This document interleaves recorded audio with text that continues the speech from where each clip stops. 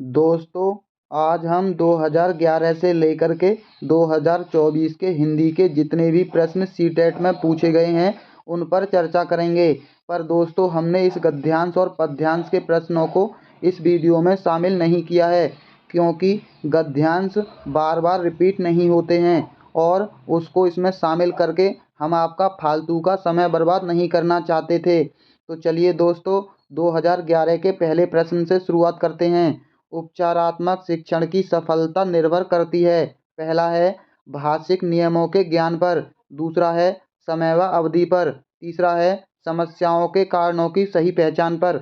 उपचारात्मक शिक्षण की सामग्री पर दोस्तों, नियम ज़्यादातर नकारात्मक में आएंगे और दूसरा समय ये भी नकारात्मक में आता है। अब आपके पास केवल दो ऑप्शन बचे जो सकारात्मक हैं। इसका सबसे सही जवाब है ऑप्शन तीसरा, समस्याओं के कारणों की सही पहचान। जब तक हमें समस्याओं के कारणों की पहचान नहीं होगी, हम उपचारात्मक शिक्षण नहीं कर सकते हैं। अगला प्रश्न है, भाषा शिक्षण में पाठ्य पुस्तक ऑप्शन है एकमात्र संसाधन है, साध्य है, साधन है, अनावश्यक हैं। दोस्तों, सीटेट में एकमात्र और केवल ये दोनों शब्द हमेशा नकारात्मक में आते हैं।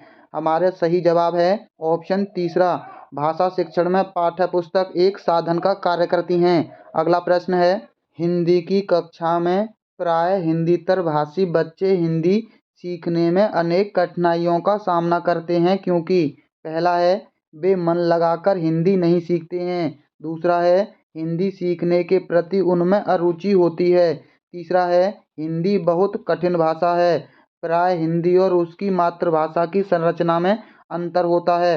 दोस्तों, सीटेट में कठिन शब्द जिस भी ऑप्शन में आए आप उसे नकारात्मक समझ लेना। और एक चीज़ याद रखना, कोई भी चीज़ हम बच्चों पर नहीं डालेंगे। यानी अगर आपको लगता है कि बच्चे कितना भी गलत कार्य करते हैं, आप फिर भी ये समझ लीजिए कि बच्चे कभी भी गलत नहीं होंगे किसी भी चीज़ के लिए। बच्चे मन लगाकर हिंदी नहीं सीखते, यहाँ भी आप बच्चों को गलत बता रहे हैं। हिंदी सीखने के प्रति उनमें रुचि नहीं है, आप यहाँ भी बच्चों पर ही दोष डाल रहे हैं। आप सीटेट में कभी भी किसी चीज़ का दोष बच्चों पर नहीं डालना है, इस बात को हमेशा याद रखना। अब आपके पास एकमात्र ऑप्शन बचा जो सकारात्मक है, प्राय हिंदी और उसकी मातृभाषा की संरचना में अंतर होता है। अगला प्रश्न है, कहानी सुनने से पहला है बच्चे प्रसन्न होते हैं, दूसरा है बच्चे कक्षा में एकाग्रचित होकर शांत बैठते हैं, तीसरा है बच्चे अनुशासित रहते हैं, चौथा है बच्चों की कल्पना शक्ति व चिंतन शक्ति का विकास होता है। दोस्तों, अनुशासन हमेशा नकारात्मक में आता है और बच्चों को शांत बैठाना भी ये भी नकारात्मक में आएगा। और सीटेट में मनोरंजन के लिए हमें कोई भी कार्य नहीं करना है। इसका भी सही जवाब ऑप्शन चौथा आपको मिल गया होगा। अगला प्रश्न है, बच्चों के लेखन कौशल का मूल्यांकन करने के लिए कौन सी विधि बेहतर हो सकती है? पहला है अपने अनुभवों को लिखना, दूसरा है श्रुतलेख, पाठ आधारित प्रश्नों के उत्तर लिखना, सुंदर लेख का अभ्यास। दोस्तों, बच्चों के अनुभवों की बात करना ये सबसे सकारात्मक में आता है। अगला प्रश्न है, बोलना कौशल में महत्वपूर्ण है। पहला है संदर्भ एवं स्थिति के अनुसार अपनी बात कह सकना, दूसरा है स्पष्ट एवं शुद्ध उच्चारण, अलंकारिक भाषा का प्रयोग, चौथा है मधुरवाणी। दोस्तों, इसका सबसे सही जवाब है ऑप्शन पहला, बच्चे जहां अपनी बात आसानी से कह सकते हैं वो सबसे सकारात्मक ऑप्शन होता है। अगला प्रश्न है, एक भाषा शिक्षक के रूप में सबसे बड़ी चुनौती है। पहला है बच्चों को भाषा सीखने के महत्व से परिचित कराना, दूसरा है बच्चों की भाषा को संचार साधनों के प्रभाव से मुक्त रखना, चौथा है भाषा संसाधनों का अभाव है और बहुभाषिक कक्षा के शिक्षण के लिए उचित रणनीतियाँ तैयार करना। इसका सही जवाब ऑप्शन डी है दोस्तों, बहुभाषिक कक्षा सकारात्मक में आती है। अगला प्रश्न है, दोस्तों जो भी हम आपको नकारात्मक और सकारात्मक शब्दों के बारे में बता रहे हैं, आप धीरे धीरे जैसे जैसे प्रश्न आगे बढ़ेंगे आपको उनका महत्व समझ में आ जाएगा। बस आप थोड़ा धीरज रखिए। एक समावेशी कक्षा में कौन सा कथन भाषा शिक्षण के सिद्धांतों के प्रतिकूल है? ये सकारात्मक प्रश्न है। पहला है बच्चे परिवेश में प्राप्त भाषा को ग्रहण करते हुए भाषा प्रयोग में नियम बना सकते हैं। दोस्तों, हमने आपको बताया था नियम नकारात्मक। दूसरा है भाषा परिवेश में रहकर अर्जित की जाती है, ये सकारात्मक। प्रिंट समृद्ध माहौल भाषा सीखने में सहायक होता है, ये भी सकारात्मक है। व्याकरण के नियम, दोस्तों यहाँ व्याकरण के नियम की बात कर रहा है, तो ये भी नकारात्मक में आएगा।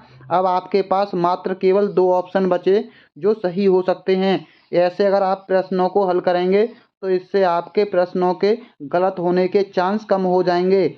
इसका सही जवाब है ऑप्शन दूसरा, क्योंकि ये बच्चों के बाहर के जीवन से जुड़ता हुआ ऑप्शन है। अगला प्रश्न है, एक बहुसांस्कृतिक कक्षा में आप एक भाषा शिक्षक के रूप में किस बात को अधिक महत्व देंगे? पहला है पाठ्य पुस्तक के प्रत्येक पाठ को भली भांति समझना। दूसरा है बच्चों को व्याकरण सिखाना। दोस्तों, व्याकरण मतलब नकारात्मक।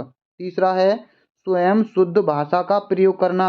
चौथा है बच्चों को भाषा प्रयोग के अधिक से अधिक अवसर देना। दोस्तों, सीटेट में अवसर शब्द सकारात्मक में आता है। आप एक शब्द से इस ऑप्शन को सही कर सकते हैं। अगला प्रश्न है, प्राथमिक स्तर पर कौन सा भाषा शिक्षण का उद्देश्य नहीं है? दोस्तों, ये नकारात्मक प्रश्न है। पहला है स्पष्टतः आत्मविश्वास के साथ अपनी बात कहना। दूसरा है वर्णमाला को क्रम से कंठस्थ कराना। दोस्तों, आपको आगे के ऑप्शन पढ़ने की जरूरत नहीं है। कंठस्थ और याद और परिभाषा, ये तीनों शब्द हमेशा नकारात्मक में आते हैं और प्रश्न भी नकारात्मक है, यानी आपको इसका सही जवाब मिल गया, क्योंकि दूसरा ऑप्शन नकारात्मक है। अगला प्रश्न है, गृह कार्य के बारे में कौन सा कथन उचित है? सकारात्मक प्रश्न है दोस्तों। गृह कार्य अभिभावकों को व्यस्त रखने का उत्तम साधन है। दूसरा है बच्चों की क्षमताओं स्तर के अनुसार गृह कार्य दिया जाना चाहिए। तीसरा है गृह कार्य कक्षा में दिए गए कार्य का अभ्यास मात्र है। चौथा है गृह कार्य देना अति आवश्यक है। दोस्तों, इसमें सबसे सही जवाब है ऑप्शन दूसरा, बच्चों की क्षमता के अनुसार हमें प्रत्येक कार्य करना होगा। अगला प्रश्न है, भाषा के अभिव्यक्तात्मक कौशल हैं, यानी भाषा जो हम बोल सकते हैं, जो दूसरों को समझा सकते हैं। अभिव्यक्ति का मतलब होता है भाषा दूसरों को समझाना। सुनना और बोलना ऑप्शन है, पढ़ना और लिखना है, बोलना और लिखना है, सुनना और पढ़ना है। दोस्तों, हम किसी की बात सुनेंगे तो अभिव्यक्ति नहीं होगी और पढ़ना में भी अभिव्यक्ति नहीं होती है। केवल हम बोलकर और लिखकर अपनी बात दूसरों को कह सकते हैं। दूसरों से अपनी बात कहना अभिव्यक्ति होती है। अगला प्रश्न है, प्राथमिक स्तर पर बच्चों की भाषा शिक्षा के संदर्भ में निम्नलिखित में से कौन सा कथन असत्य है? दोस्तों, नकारात्मक प्रश्न, बच्चे समृद्ध भाषा परिवेश में सहज और स्वतः रूप से भाषा में परिमार्जन कर लेंगे, ये बिल्कुल सही बात है। बच्चे भाषा की जटिल और समृद्ध संरचनाओं के साथ विद्यालय आते हैं, ये कह रहा है कि बच्चे पहले से भाषा सीख कर आते हैं, ये बिल्कुल सही है। बच्चे की भाषा संकल्पना और विद्यालय में प्रचलित भाषा परिवेश में विरोधाभास ही भाषा सीखने में सहायक होता है। दोस्तों, बच्चों की जो घर की भाषा है और विद्यालय की भाषा, उन दोनों के बीच कभी भी विरोधाभास नहीं होता है, वो हमेशा एक दूसरे में सहायता प्रदान करती हैं। और आपको इस बात को विशेष महत्व देना है कि बच्चों की जो बाहर की भाषा है उसे आप हमेशा साधन के रूप में प्रयोग करेंगे और सकारात्मक मानेंगे, यानी आपको इसका सही जवाब मिल गया होगा।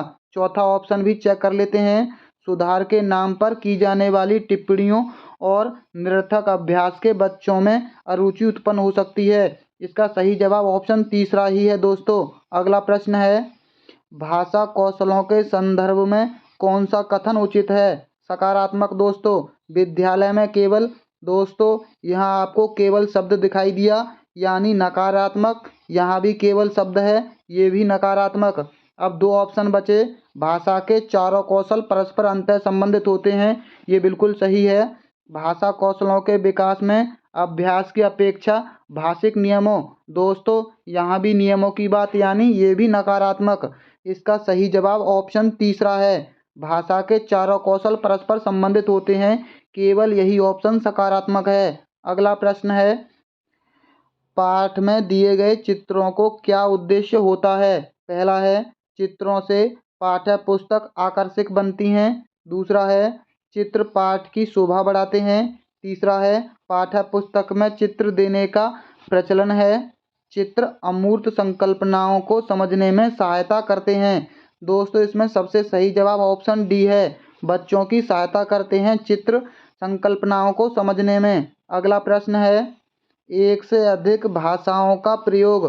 पहला ऑप्शन है कक्षाई जटिलताओं को बढ़ावा देता है, शिक्षकों के लिए गहन समस्या है, संज्ञानात्मक विकास में सहायक है, किसी भी एक भाषा में निपुणता में बाधक है। दोस्तों एक से अधिक भाषा हमेशा सहायक होंगी बच्चों को सीखने में। अगला प्रश्न है दृष्टिबाधित यानी अंधे बच्चों को भाषा सिखाते समय। पहला है उन्हें कक्षा में अलग बैठाना चाहिए ताकि उन पर विशेष ध्यान दिया जा सके। दोस्तों हमें बच्चों को किसी भी आधार पर अलग नहीं करना है। जो चीज़ हमेशा बच्चों को अलग करेगी यानी बच्चों में विभाजन हमेशा नकारात्मक होगा। उन्हें विभिन्न भाषिक गतिविधियों में शामिल नहीं करना है, ये भी नकारात्मक में आता है। बच्चों को हर गतिविधि में शामिल करना है। कम पाठों वाली पाठ्य पुस्तक का निर्माण किया जाना चाहिए, ये भी दोस्तों नकारात्मक है। सही जवाब ऑप्शन चौथा होगा, अधिक से अधिक मौखिक भाषा का प्रयोग करना चाहिए क्योंकि बच्चे अंधे हैं, वो सुनकर ही भाषा अच्छे से सीख सकते हैं। अगला प्रश्न है प्राथमिक स्तर पर भाषा की पाठ्य पुस्तकों में किस तरह की रचनाओं को स्थान दिया जाना चाहिए? पहला है विदेशी साहित्य की रचनाएं। दूसरा है ऐसी रचनाएं जो बच्चों के परिवेश से जुड़ी हों और उनमें भाषा की अलग अलग छटाएं हों। दोस्तों हमने आपको पहले भी बताया था कि बच्चों की पढ़ाई को उनके बाहर के जीवन से जोड़ने वाला ऑप्शन सबसे सकारात्मक होगा। बाकी तीनों ऑप्शन कितने भी सकारात्मक हों वो सही नहीं हो सकते। जब बच्चों के परिवेश से कोई चीज़ जुड़ गई तो वो सबसे सकारात्मक मानी जानी चाहिए। अगला है निम्नलिखित में से कौन सा बच्चों का भाषिक क्षमता के आकलन का सबसे उचित तरीका है? पहला तरीका है बादल, आसमान, चिड़िया, बच्चे आदि संज्ञा शब्दों का प्रयोग करते हुए एक कहानी लिखिए। दूसरा है संज्ञा की परिभाषा को पूरा कीजिए। दोस्तों परिभाषा शब्द मतलब नकारात्मक, ये भी परिभाषा नकारात्मक। संज्ञा शब्दों के दो उदाहरण दीजिए। केवल दोस्तों आपके पास दो सकारात्मक ऑप्शन हैं। इसका सही जवाब ऑप्शन पहला है क्योंकि सबसे सटीक आंसर पहला है इन दोनों में से। अगला प्रश्न बच्चों की मौखिक अभिव्यक्ति का विकास करने के लिए सबसे कम प्रभावी तरीका होगा। दोस्तों सबसे कम का मतलब होता है प्रश्न नकारात्मक है। व्याकरण आधारित संरचना अभ्यास। दोस्तों व्याकरण हमने बताया नकारात्मक, इसका सही जवाब ऑप्शन पहला हो गया क्योंकि व्याकरण नकारात्मक में आता है अधिकतर। अगला प्रश्न है निम्नलिखित में से कौन सा द्वितीय भाषा शिक्षण का उद्देश्य नहीं है? दोस्तों ये नकारात्मक प्रश्न है। पहला है विभिन्न क्षेत्रों स्थितियों में हिंदी की विभिन्न प्रयुक्तियों को समझने की योग्यता का विकास करना। ये सकारात्मक ऑप्शन हिंदी के व्याकरणिक नियमों को कंठस्थ। दोस्तों यहाँ व्याकरण भी, नियम भी और कंठस्थ तीनों नकारात्मक प्रश्न। इसका सही माफ़ कीजिए तीनों नकारात्मक शब्द। इसका सही जवाब ऑप्शन दूसरा होगा क्योंकि आपको आसानी से पता चल गया। अगला प्रश्न है दोस्तों हमने आपको बताया था कि कैसे आगे ये प्रश्न काम करेंगे। अब आप खुद ही देख रहे होंगे कि छोटे छोटे शब्द कैसे प्रश्नों को सही कराते हैं। भाषा सीखने के लिए कौन सा कारक सर्वाधिक महत्वपूर्ण है?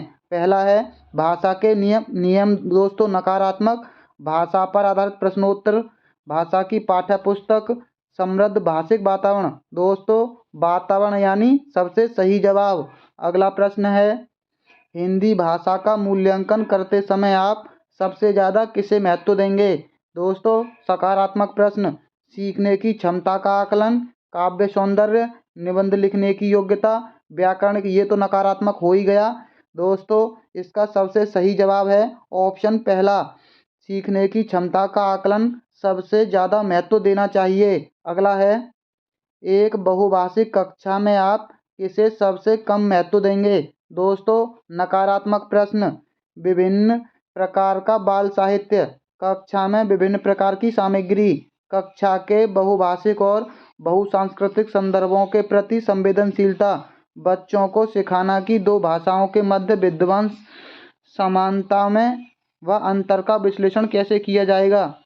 दोस्तों, बच्चे प्राथमिक स्तर के हैं, उन्हें इतना डीपली नहीं पढ़ाना है। इसका सही जवाब ऑप्शन डी होगा, क्योंकि डी कथन नकारात्मक है। अगला प्रश्न है, भाषा की पाठ्य पुस्तक का निर्माण करते समय सबसे कम महत्वपूर्ण बिंदु है। पहला है अभ्यासों में वैविध्य, दूसरा है पाठों की संख्या, तीसरा है विषय वस्तु में वैविध्य, चौथा है भाषा की विभिन्न छटाएं। दोस्तों, ये ऑप्शन सबसे कम महत्वपूर्ण होगा पाठों की संख्या का। अगला प्रश्न है, बहुभाषिता। पहला है भाषाई समृद्धि को खतरे में डालती है। दोस्तों, पढ़ाई में जो चीज़ खतरा डालती है नकारात्मक होती हैं। भाषा सीखने में बाधा उत्पन्न होती है, बाधा शब्द भी नकारात्मक में आएगा। भाषा सीखने में एक महत्वपूर्ण संसाधन है, भाषा सीखने में बहुत बड़ी बाधा है। दोस्तों, बाधा मतलब नकारात्मक।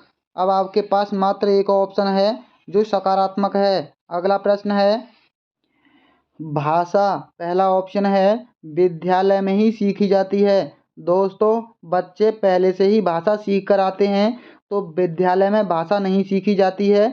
यह एक नियमबद्ध व्यवस्था है। दोस्तों, यहाँ आपको नियम दिखाई दे रहा होगा। यहाँ बात बच्चों के साथ नियम बनाने की नहीं है, बल्कि भाषा के बारे में नियमबद्ध व्यवस्था की बात कर रहा है। सदैव व्याकरण के नियमों का ही अनुगमन करती है। व्याकरण के नियम हमेशा गलत में आते हैं, नियमों की जानकारी से ही निखरती है। दोस्तों, इसका सबसे सही जवाब ऑप्शन दूसरा होगा, क्योंकि ये एक नियमबद्ध व्यवस्था है। यहाँ हमारा जो ट्रिक है नियमों वाली, वो यहाँ आकर फेल हो जाती है। दोस्तों, ऐसा केवल 99% सही होता है, 1% कहीं कहीं ये नियम फेल भी हो जाता है। हम आपसे ये नहीं कह रहे हैं कि जो हम तरीके बता रहे हैं वो 100% काम करेंगे, लेकिन 100 प्रश्नों में से आपको 90 प्रश्न ऐसे मिलेंगे जहां हमारी ट्रिक आपको 100% काम करती हुई नजर आएगी। तो इससे आपका दोस्तों एग्जाम आसानी से पास होगा, इस बात की हम गारंटी लेते हैं। अगला प्रश्न है, बच्चे विद्यालय में आने से पहले। पहला है अपनी भाषा की नियमबद्ध व्यवस्था की व्यावहारिक कुशलता के साथ आते हैं। दोस्तों, अभी आपने देखा था भाषा एक नियमबद्ध व्यवस्था है, यानी ये सकारात्मक है। कोरी स्लेट होते हैं, ये भी सकारात्मक है। भाषा का समुचित उपयोग करने में समर्थ नहीं है, केवल ये नकारात्मक है। भाषा के चारों कौशलों पर पूर्ण अधिकार रखते हैं। दोस्तों, इन सब में सबसे सही जवाब ऑप्शन पहला है, अपनी भाषा की नियमबद्ध व्यवस्था की व्यावहारिक कुशलता के साथ ही आते हैं। अगला प्रश्न है, भाषा अर्जन और भाषा अधिगम के संदर्भ में कौन सा कथन सही नहीं है। दोस्तों, ये नकारात्मक प्रश्न है। भाषा अर्जन में विभिन्न संकल्पनाएं मातृभाषा में बनती हैं, ये सकारात्मक है। भाषा अधिगम प्रयासपूर्ण होता है, ये भी सकारात्मक है। भाषा अर्जन सहज और स्वाभाविक होता है, जबकि भाषा अधिगम प्रयासपूर्ण होता है, ये भी सकारात्मक है। सांस्कृतिक भिन्नता भाषा अर्जन और भाषा अधिगम को प्रभावित करने वाला महत्वपूर्ण कारक है। दोस्तों, यहाँ चारों ऑप्शन सकारात्मक हैं। आयोग ने इसका सही जवाब ऑप्शन बी माना था, पर बाद में सबको 1 नंबर कॉमन मिला था। अगला प्रश्न है, मंदिरा पहली कक्षा में पढ़ती है और वह मुझे आम अच्छा लगता है, मैं थक गई आदि वाक्यों का प्रयोग करती है। मंदिरा। दोस्तों, ये सकारात्मक प्रश्न है। पहला है मंदिरा केवल। दोस्तों, यहाँ आपको केवल शब्द दिखाई दिया, यानी नकारात्मक। दूसरे ऑप्शन में भी केवल, ये भी नकारात्मक। तीसरे में भी केवल, ये भी नकारात्मक। आपको कितनी आसानी से इसका सही जवाब मिल गया बिना पढ़े ही। दोस्तों, हमारी ट्रिकें आपको ऐसे ही एग्जाम में बहुत ही आसान बना देंगी पेपर को हल करना। आपकी गारंटी इस बार हम लेते हैं कि आपका पेपर आसानी से पास हो जाएगा, क्योंकि आपको जो ट्रिक हम बताते हैं कोई भी बड़ा यूट्यूबर इसलिए नहीं बताता कि अगर आपने को उसने ये ट्रिक बता दी तो आप बार बार उनकी वीडियो नहीं देखोगे, क्योंकि ये ट्रिकें ही पूरे पेपर को पास करने में बहुत आसान बन जाती हैं। अगला प्रश्न है, बच्चों को मौखिक भाषा का सतत आकलन करने का सबसे बेहतर तरीका है। पहला है शब्द पढ़वाना, दूसरा है प्रश्नों के उत्तर पूछना, तीसरा है विभिन्न संदर्भों में बातचीत, चौथा है सुनते हुए को दोहराने के लिए कहना। दोस्तों, ऑप्शन सी सबसे बेहतर है। उनसे बातचीत या चर्चा, ये दोनों शब्द हमेशा सकारात्मक में आएंगे। अगला प्रश्न है, भाषा में सतत और व्यापक आकलन का उद्देश्य है। पहला है वर्तनी की अशुद्धि के बिना लिखने की क्षमता का आकलन, दूसरा है भाषा के व्याकरण का आकलन। दोस्तों, व्याकरण मतलब नकारात्मक, भाषा के मौखिक और लिखित रूपों के प्रयोगों की क्षमता का आकलन, चौथा है पढ़कर समझने की क्षमता का आकलन। दोस्तों, इसका सबसे सही जवाब है भाषा के मौखिक और लिखित रूपों के प्रयोगों की क्षमता का आकलन। अगला प्रश्न है, भाषा कक्षा में विभिन्न दृश्य श्रव्य संसाधनों का उपयोग का उद्देश्य नहीं है। दोस्तों, नकारात्मक प्रश्न है। आधुनिक तकनीक को कक्षा में लाना, ये सकारात्मक है। सभी प्रकार के बच्चों की आवश्यकताओं का ध्यान रखना, ये भी सकारात्मक है। सीखने सिखाने की प्रक्रिया को रुचिकर बनाना, ये भी सकारात्मक है। विद्यालय प्रमुख के निर्देशों का पालन करना, निर्देशों का पालन मतलब नियम, ये नकारात्मक है। इसका सही जवाब ऑप्शन डी है। अगला प्रश्न है, पाठ्य पुस्तकों की भाषा। पहला ऑप्शन है बच्चों की घर व समुदाय की भाषा से मिलती जुलती होनी चाहिए। दोस्तों, हमने आपको पहले भी बताया है कि बच्चों के घर का यानी उनके बाहर के जीवन को पढ़ाई से जोड़ना सबसे सकारात्मक ऑप्शन, बाकी तीनों कितने भी सकारात्मक हों कोई फर्क नहीं पड़ता। अगला प्रश्न है, प्राथमिक स्तर पर भाषा सिखाने से तात्पर्य है। पहला है भाषा वैज्ञानिक तथ्य स्पष्ट करना, दूसरा है भाषा का व्याकरण सिखाना। दोस्तों, व्याकरण मतलब नकारात्मक। उच्च स्तरीय साहित्य पढ़ाना, दोस्तों उच्च स्तरीय के लिए की गई चीज़ें भी नकारात्मक में आती हैं।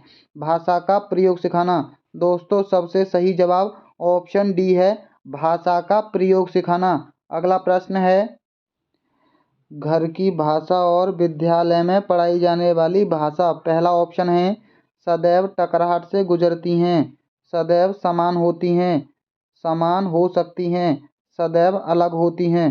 दोस्तों, इसका सही जवाब ऑप्शन सी है, समान हो सकती हैं। सदैव समान होती हैं ये जरूरी नहीं है, और अलग होती हैं ये भी जरूरी नहीं है। अगला प्रश्न है, प्राथमिक स्तर पर हिंदी भाषा शिक्षण के लिए सबसे अधिक महत्वपूर्ण है। पहला ऑप्शन है भाषा प्रयोग के अवसर। दोस्तों, अवसर शब्द मतलब सकारात्मक। हिंदी प्रयोग के विविध रूपों को जानने के लिए सर्वाधिक उपयोगी साधन हो सकता है। पहला है बाल साहित्य का विविध उपयोग, शिक्षण की विधियों का संपूर्ण ज्ञान, सुंदर ढंग से छपी पुस्तकें, उच्च स्तरीय। दोस्तों, उच्च स्तरीय यानी नकारात्मक। इसमें सबसे सही जवाब है ऑप्शन पहला, बाल साहित्य का विविध उपयोग, ये सबसे सकारात्मक में आता है, और बाल साहित्य हमेशा सकारात्मक के अंदर ही आएगा। अगला प्रश्न है, कक्षा 1 और 2 के बच्चों के लिए आप किस तरह की कहानी का चयन करेंगे। पहला है जो बहुत छोटी हो, दूसरा है जिसमें बहुत सारे पात्र हों, तीसरा है जिसमें 2 ही पात्र हों, चौथा है जिसके शब्दों वाक्यों और घटनाओं के वर्णन की शैली चित्रात्मक हो। दोस्तों, बच्चों को चित्र बहुत अच्छे लगते हैं, आपने देखा भी होगा कार्टून वो कितना देखना पसंद करते हैं, वो भी चित्र के लिए। इसका सबसे सही जवाब ऑप्शन डी है। अगला प्रश्न है, प्राथमिक स्तर पर भाषा शिक्षण की प्राथमिकता होनी चाहिए। दोस्तों, पहला ही ऑप्शन आपको नकारात्मक मिला, दूसरे में भी केवल नकारात्मक। अब आपके पास केवल 2 ऑप्शन बचे जो सकारात्मक हैं। इससे आपके प्रश्न के गलत होने के चांस कम हो गए। बच्चों की रचनात्मक और मौलिकता को पोषित करना, बच्चों की चित्रांक क्षमता का विकास करना। दोस्तों, ये दोनों ऑप्शन सकारात्मक हैं, लेकिन रचनात्मक और मौलिकता ये सबसे सही जवाब है ऑप्शन सी। अगला प्रश्न है, पढ़ने का प्रारंभ। दोस्तों, ये प्रश्न हिंदी में बहुत बार और बार बार रिपीट होता है। वर्णमाला से होना चाहिए, दूसरा है कहानियों से होना चाहिए, कविताओं से होना चाहिए, अर्थपूर्ण सामग्री से होना चाहिए। दोस्तों इसका सबसे सही जवाब आयोग ने अर्थपूर्ण सामग्री से होना चाहिए, ये सही है और यही माना है। अगला प्रश्न है भाषा के बारे में कौन सा कथन उचित है। पहला ऑप्शन है भाषा अनिवार्यतः लिखित होनी चाहिए। दूसरा है भाषा नियमबद्ध व्यवस्था है। दोस्तों ये आपने पहले भी पढ़ा है ऑप्शन, और 2000 दोबारा से 2013 में ये प्रश्न रिपीट हुआ है, सेम टू सेम। ये इसका सही जवाब ऑप्शन बी है। अगला प्रश्न है प्राथमिक कक्षाओं में रोल प्ले भूमिका निर्वाह का उद्देश्य होना चाहिए। पहला ऑप्शन है बच्चों को अभिनय सिखाना। दूसरा है एक पद्धति के रूप में इसका उपयोग करना। तीसरा है विभिन्न संदर्भों में भाषा प्रयोग के अवसर प्रदान करना। दोस्तों अवसर शब्द यानी सकारात्मक और यहाँ अनुशासन नकारात्मक। इसका सबसे सही जवाब ऑप्शन तीसरा है। अगला प्रश्न है भाषा हमारे परिवेश में बिखरी मिलती है, यह कथन किस पर लागू नहीं होता है। दोस्तों नकारात्मक है। पहला है भाषा प्रयोगशाला पर, अखबार पर, विज्ञान पर, साइन बोर्ड पर। दोस्तों इसका सही जवाब ऑप्शन डी है, साइन बोर्ड पर लागू नहीं होता है। अगला प्रश्न है कक्षा में कुछ बच्चे लिखते समय वर्तनी संबंधी त्रुटियां करते हैं, एक भाषा शिक्षक के रूप में आप क्या करेंगे। दोस्तों अगर प्रश्न सकारात्मक है और एक ऑप्शन बाकी तीन ऑप्शनों से बहुत ही अधिक बड़ा हो, दोस्तों ध्यान से सुनना, बहुत ही अधिक बड़ा हो, यानी जो बाकी तीन ऑप्शन उसके सामने बौने नजर आए, तो उसका 99.99% वही सही जवाब होता है जो ऑप्शन सबसे अधिक बड़ा होता है। और यहाँ तो ऑप्शन में अवसर शब्द भी दे रखा है, आपको कुछ और करने की ज़रूरत नहीं है, केवल उसी ऑप्शन को लगा दीजिए जो सबसे बड़ा ऑप्शन हो, जो बाकी तीन ऑप्शनों के सामने उसके छोटे दिखाई दे रहे हों। इसका सबसे सही जवाब है ऑप्शन पहला।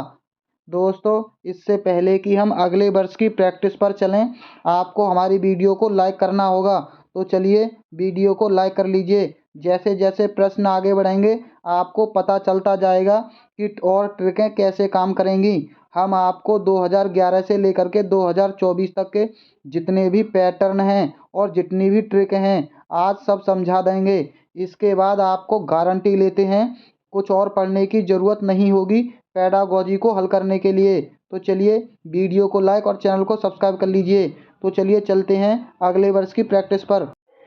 कहानी कविता गीतों और नाटकों के माध्यम से बच्चे। दोस्तों सकारात्मक प्रश्न है, यहाँ केवल यहाँ केवल यहाँ केवल यानी तीन ऑप्शन बिना पढ़े ही कट गए, केवल एक ही सही जवाब बचा, अपनी संस्कृति धरोहर से जुड़ते हैं। अगला प्रश्न है प्राथमिक स्तर पर बच्चों को भाषा सिखाने का सर्वोपरि उद्देश्य है। दोस्तों सकारात्मक प्रश्न है, मुहावरे लोकोक्तियों का ज्ञान प्राप्त कराना। दूसरा है कहानी कविताओं को दोहराने की कुशलता का विकास करना। दोस्तों दोहराना और याद कराना दोनों एक चीज़ हैं, यानी गलत हो गया। तेज प्रवाह के साथ बढ़ने की योग्यता का विकास करना। चौथा है अपनी बात को दूसरों के समक्ष अभिव्यक्ति करने की कुशलता का विकास करना। दोस्तों इसका सही जवाब ऑप्शन डी है, यानी बच्चे अपनी बात दूसरों तक कह सकें, यही भाषा का उद्देश्य है। अगला प्रश्न है लिखना क्या है। पहला है एक बेहद जटिल प्रक्रिया है। दोस्तों जटिल चीज़ें हमेशा नकारात्मक में आती हैं। एक अनिवार्य कुशलता है जिसे जल्दी प्राप्त किया जाना है। दूसरा है एक तरह की बातचीत है।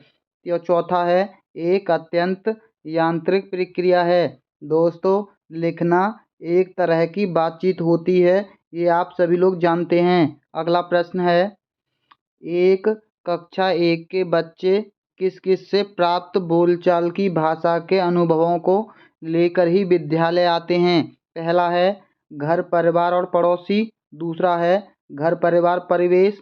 तीसरा है घर परिवार दोस्त। चौथा है घर परिवार टीवी। दोस्तों ऑप्शन बी सबसे सही है, घर परिवार और परिवेश। परिवेश में पड़ोसी भी आ गए, दोस्त भी आ गए, टीवी भी, सब कुछ आ गया, यानी सबसे सही जवाब ऑप्शन बी है।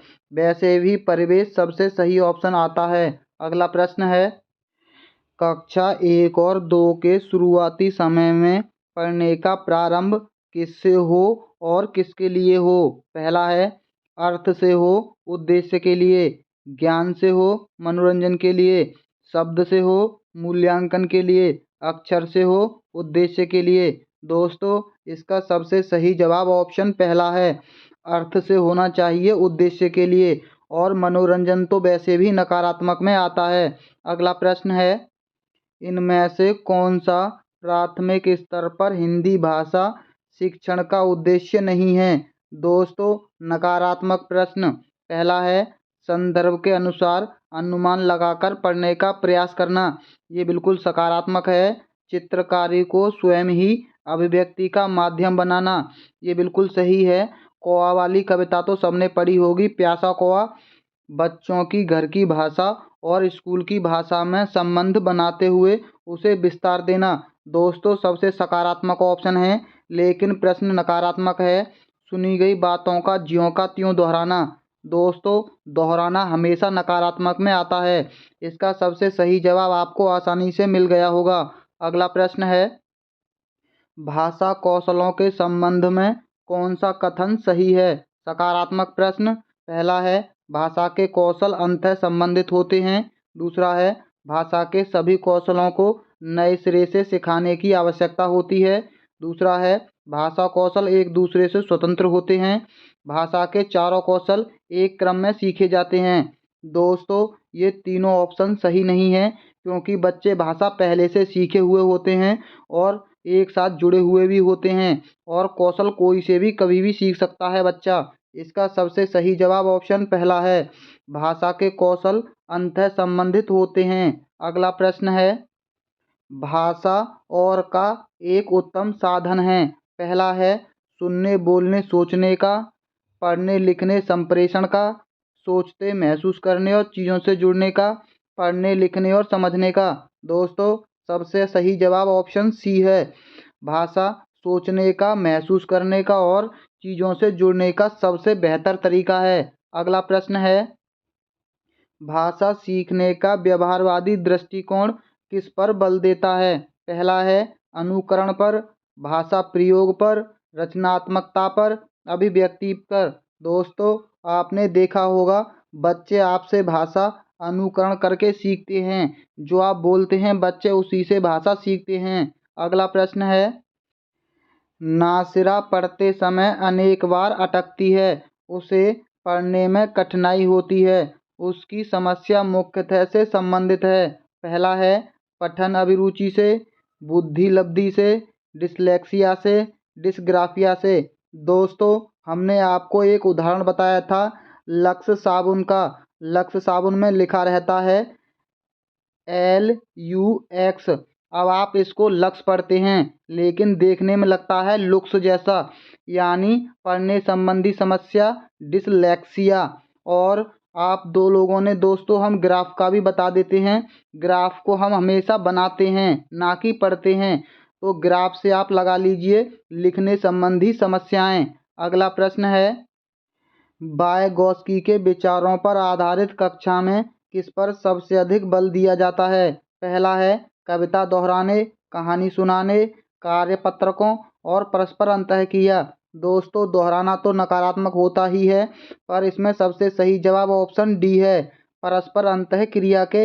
ये वाइगोत्स्की के आधारित है। अगला प्रश्न है, हमारी कक्षाओं में बच्चे भिन्न भिन्न भाषिक पृष्ठभूमि से आते हैं, अतः पहला ऑप्शन है उनकी भाषाओं को भी कक्षा में सम्मान देना चाहिए। दोस्तों, ये बात हमेशा याद रखना, बच्चों की भाषा को सम्मान देना सबसे सकारात्मक ऑप्शन में आता है। बाकी और ऑप्शनों को आप बिल्कुल भी पढ़ने की ज़रूरत नहीं है, अगर कोई ऑप्शन बच्चों की भाषा को सम्मान दे रहा है। अगला प्रश्न है, इनमें से प्राथमिक स्तर पर भाषा आकलन का सर्वाधिक उचित तरीका है।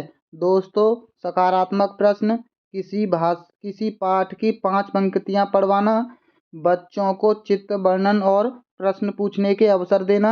दोस्तों, अवसर शब्द मतलब सकारात्मक। बच्चों से पत्र लिखवाना, बच्चों से प्रश्नों के उत्तर लिखवाना। अब आपको आंसर कितनी आसानी से मिल जाते हैं केवल कुछ शब्दों को ध्यान में रखकर। अगला प्रश्न है, कौन सा प्रश्न बच्चों की क्षमता भाषा क्षमता का सही आकलन करेगा? पहला है, लड़की ने किसके दाम नहीं बताए। दूसरा है, लड़की टोकरी में क्या बेच रही थी। तीसरा है, यदि तुम आम बेचोगे तो उसके कितने दाम लोगे और क्यों? आजकल आम का दाम कितना है?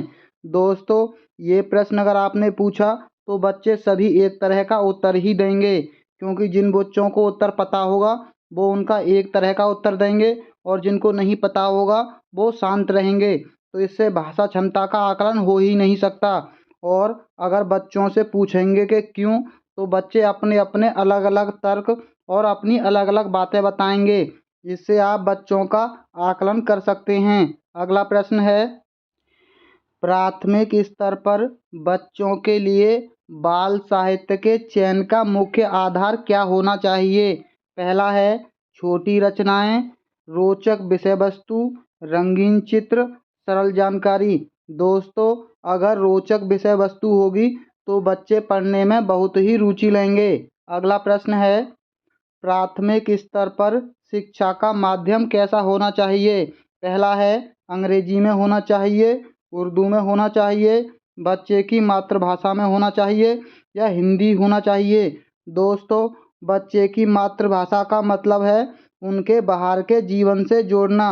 अगला प्रश्न है, बच्चे प्रारंभ से ही, पहला है, द्विभाषिक होते हैं, बहुभाषिक होते हैं, भाषा में कमजोर होते हैं, एक भाषिक होते हैं। दोस्तों, बहुभाषिक ऑप्शन सबसे सकारात्मक में आता है। अगला प्रश्न, प्राथमिक स्तर की पाठ्य पुस्तकों का निर्माण करते समय आप किस बिंदु पर विशेष ध्यान देंगे?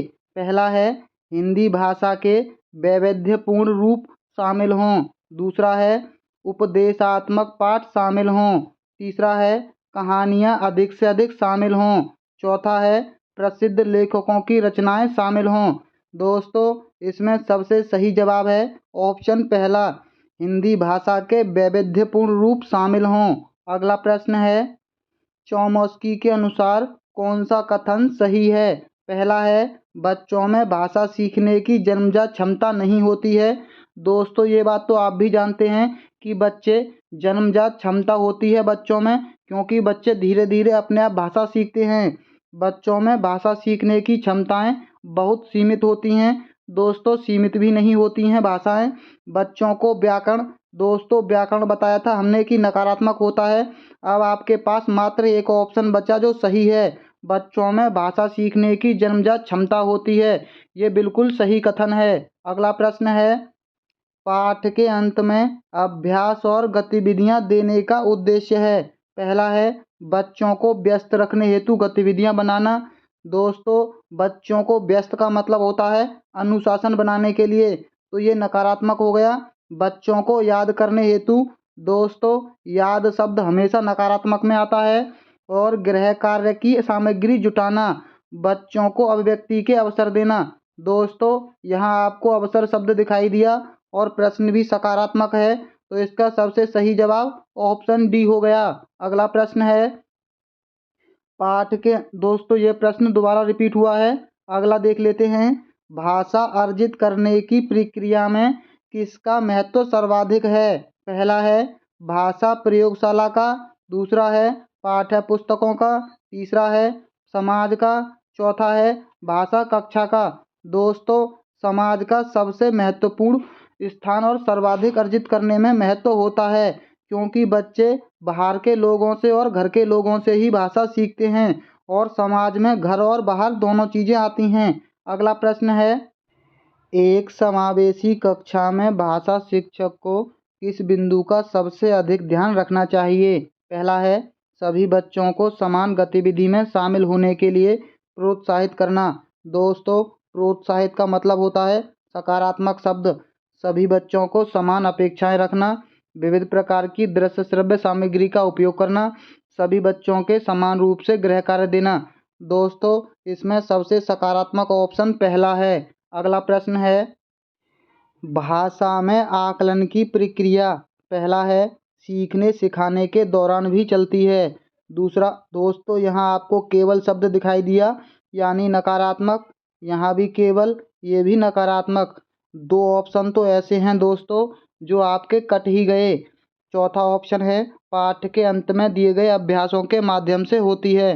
दोस्तों इसका सबसे सही जवाब ऑप्शन पहला है, सीखने सिखाने के दौरान भी चलती है। अगला प्रश्न है, पढ़ना सीखने की प्रक्रिया में किसकी भूमिका सर्वाधिक महत्वपूर्ण है? पहला है बाल साहित्य के सार्थक प्रयोग की, पाठ्य पुस्तकों की, भाषा परीक्षाओं की, भाषा प्रयोगशाला की।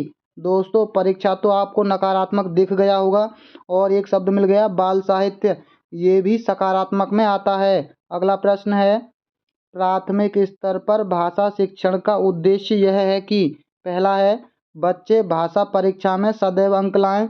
दोस्तों परीक्षा और अंक हमेशा नकारात्मक में आते हैं। बच्चे विभिन्न स्थितियों में भाषा का प्रभावी प्रयोग कर सकें। बच्चे भाषा के व्याकरण, दोस्तों व्याकरण का मतलब नकारात्मक, बच्चे मानक भाषा का प्रयोग करना जल्दी सीख जाएं। दोस्तों इसमें सबसे सही जवाब ऑप्शन बी है, बच्चे विभिन्न स्थितियों में भाषा का प्रभावी प्रयोग कर सकें, ये भाषा शिक्षण का उद्देश्य है। अगला प्रश्न है, भाषा अर्जित करने में वाइगॉत्स्की ने किस पर सबसे अधिक बल दिया? दोस्तों जब भी आपको वाइगॉत्स्की नाम दिखाई दे तो आपको केवल ऑप्शनों में एक शब्द ढूंढना है, समाज या सामाजिक। दोस्तों क्योंकि वाइगॉत्स्की हमेशा समाज की बात करते हैं, समाज में होने वाले भाषा प्रयोग, यहाँ आपको समाज शब्द मिल गया, बाकी किसी भी ऑप्शन में आपको समाज नहीं दिखाई देगा, यानी इसका सबसे सही जवाब ऑप्शन पहला है। आपको वाइगॉत्स्की के साथ समाज शब्द को ढूंढना है। अगर यहाँ आपको समाज शब्द दे रखा है और ऑप्शन में वाइगॉत्स्की है तो आप वाइगॉत्स्की को ही टिक कीजिए। अगला प्रश्न है, बच्चे की भाषा का आकलन करने के लिए सबसे उचित तरीका क्या है? दोस्तों अब हम आपको एक तरीका और बताने वाले हैं सीटेट को पास करने का, और वो तरीका है कि आप सीटेट में कभी भी टीचर की तरह से मत सोचना, आप हमेशा बच्चों की तरह सोचना। जब आप छोटे बच्चे थे और आप पढ़ते थे तो आप क्या महसूस करते थे, इन ऑप्शनों से आपको हम समझाते हैं। चलिए पहला ऑप्शन है बच्चों के भाषा प्रयोग का अवलोकन करना। दोस्तों अगर आपसे टीचर कहें कि बताइए आपके घर में आज क्या खाना बना और मम्मी ने किस किस तरह से बनाया, तो ज़्यादातर बच्चे इस बात का जवाब ज़रूर देंगे कि उनके घर में खाना किस प्रकार बना। अगर आपसे टीचर कहे बच्चों से यानी किताब पढ़िए तो आपको डर ज़रूर लगेगा और आप पढ़ना नहीं चाहेंगे, और आपसे कहे कि कोई कार्य करने के लिए टीचर कहे फिर भी आपको डर लगेगा, और लिखित परीक्षा से तो सबको डर लगता ही है। यानी केवल एक ऑप्शन ऐसा है जो बच्चों के आधार पर सबसे सरल और उनको सहज महसूस करवाता है। जो भी ऑप्शन से बच्चे सहज महसूस करें आप उस ऑप्शन को सबसे सही और सबसे सकारात्मक मान के चलना। अगला प्रश्न है, प्राथमिक स्तर पर एक भाषा शिक्षक से सर्वाधिक अपेक्षित है? पहला है बच्चों को मानक भाषा का प्रयोग करना सिखाना। दूसरा है कक्षा और कक्षा के बाहर बच्चों को भाषा प्रयोग के लिए प्रोत्साहित करना। दोस्तों यानी बच्चों के बाहर का जीवन, कक्षा के बाहर का जीवन ऑप्शन में आ गया तो सबसे सकारात्मक ऑप्शन वही होगा जो बाहर की चीज़ें कक्षा के अंदर लाता हो। वैसे भी आपके पास परीक्षाएं ऑप्शन यानी नकारात्मक मिल गया और कंठस्थ ये भी नकारात्मक हो गया। आपके पास केवल दो ही ऑप्शन बचे थे जो सकारात्मक थे, और बाहर का जीवन तो वैसे भी सबसे ज़्यादा सकारात्मक में आता है। अगला प्रश्न है, भाषा सीखने सिखाने के संबंध में निम्नलिखित में से कौन सा कथन सही है? पहला है बच्चे स्कूल आकर ही भाषा सीखते हैं। दोस्तों ये प्रश्न दोबारा रिपीट हुआ है पर थोड़े से शब्दों को हेरफेर में। बच्चे अपने परिवार से ही भाषा सीखते हैं, बच्चे स्कूल में मानक भाषा का ही प्रयोग करते हैं, बच्चे स्कूल आने से पूर्व ही भाषाई पूंजी से लैस होते हैं। ये बात बिल्कुल सही है दोस्तों, बच्चे स्कूल आने से पहले ही भाषा सीख जाते हैं। कोई भी बच्चा ऐसा नहीं होता जो बोलना नहीं जानता है, सभी बच्चे बोलना जानते हैं यानी भाषा का प्रयोग करते हैं। अगला प्रश्न है, भाषा सीखने की कौन सी विधि मातृभाषा को माध्यम बनाए बिना दूसरी भाषा को सीखने में सहायक होगी? पहला है अनुवाद विधि, द्विभाषी विधि, अप्रत्यक्ष विधि, प्रत्यक्ष विधि। दोस्तों सबसे सही होता है बच्चों के सामने की गई चीज़ें यानी प्रत्यक्ष विधि। अगला प्रश्न है भाषा शिक्षण में खेल का सर्वाधिक महत्वपूर्ण स्थान है क्योंकि? पहला है भाषा शिक्षक को कम श्रम करना पड़ता है, खेल भाषा को विस्तार देते हैं, खेल में आनंद आता है, खेल में शारीरिक विकास होता है। दोस्तों आनंद के लिए मनोरंजन के लिए की गई चीज़ें नकारात्मक में आती हैं। इसका सबसे सही जवाब ऑप्शन दूसरा है, खेल भाषा को विस्तार देते हैं, ये सही जवाब है। अगला प्रश्न है पाठ के अंत में अभ्यास और गतिविधियों का उद्देश्य नहीं है। दोस्तों यहाँ नकारात्मक प्रश्न है और आपको ऑप्शनों में नकारात्मक शब्द देखना है जो सबसे लास्ट के ऑप्शन में है याद यानी नकारात्मक। इतनी आसानी से ये प्रश्न हल हो गया मात्र एक शब्द से। ऐसे ही आपके कितने आसानी से प्रश्न हल होते हैं आप खुद देख रहे होंगे। पठन पाठन के अंत में ऐसे अभ्यास एवं गतिविधियां हों जो सरल भाषा में हों, बच्चों को स्वयं कुछ करने और सीखने का अवसर। दोस्तों यहाँ आपको अवसर शब्द मिल गया यानी सकारात्मक, केवल ये भी नकारात्मक में आ गया। अब आपको कुछ पढ़ने की ज़रूरत तो रही नहीं क्योंकि ऑप्शन बी शब्द ऐसा है जहां आपको अवसर शब्द दिखाई दिया। अगला प्रश्न है भाषा शिक्षण में बालक में मौखिक कौशल के विकास के लिए सबसे कम महत्वपूर्ण है। दोस्तों नकारात्मक प्रश्न। पहला है किसी विषय पर चर्चा करना, चर्चा शब्द हमेशा सकारात्मक में आता है। बच्चों की बात को धैर्य से सुनना, ये भी सकारात्मक। बच्चों से उत्तर पूछना, दोस्तों बच्चों से उत्तर पूछना ये नकारात्मक में आता है। अपनी बात कहने का पूरा मौका देना। बाकी तीन ऑप्शन ऐसे हैं जो सही हैं, एक ऑप्शन ऐसा है जो सबसे कम नकारात्मक है यानी ऑप्शन सी। अगला प्रश्न है भाषा सीखने में मातृभाषा का व्याघात है। पहला है आंशिक रूप से होता है, पूर्ण रूप से होता है, नहीं होता, होता है। दोस्तों इसका सबसे सही जवाब ऑप्शन पहला है, आंशिक रूप से होता है। अगला प्रश्न है भाषाई कौशलों के संदर्भ में कौन सा कथन सत्य है? पहला है भाषाई कौशल एक साथ सीखे जाते हैं, क्रम से नहीं।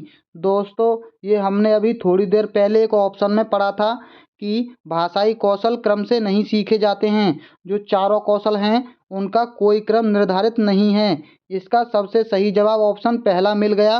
बाकी और ऑप्शन चेक कर लेते हैं एक बार। भाषाई कौशल एक दूसरे से स्वतंत्र हैं। दोस्तों हमने पढ़ा था एक दूसरे से जुड़े हुए हैं। भाषाई कौशल एक क्रम में सीखे जाते हैं, ये नकारात्मक में आया था क्वेश्चन।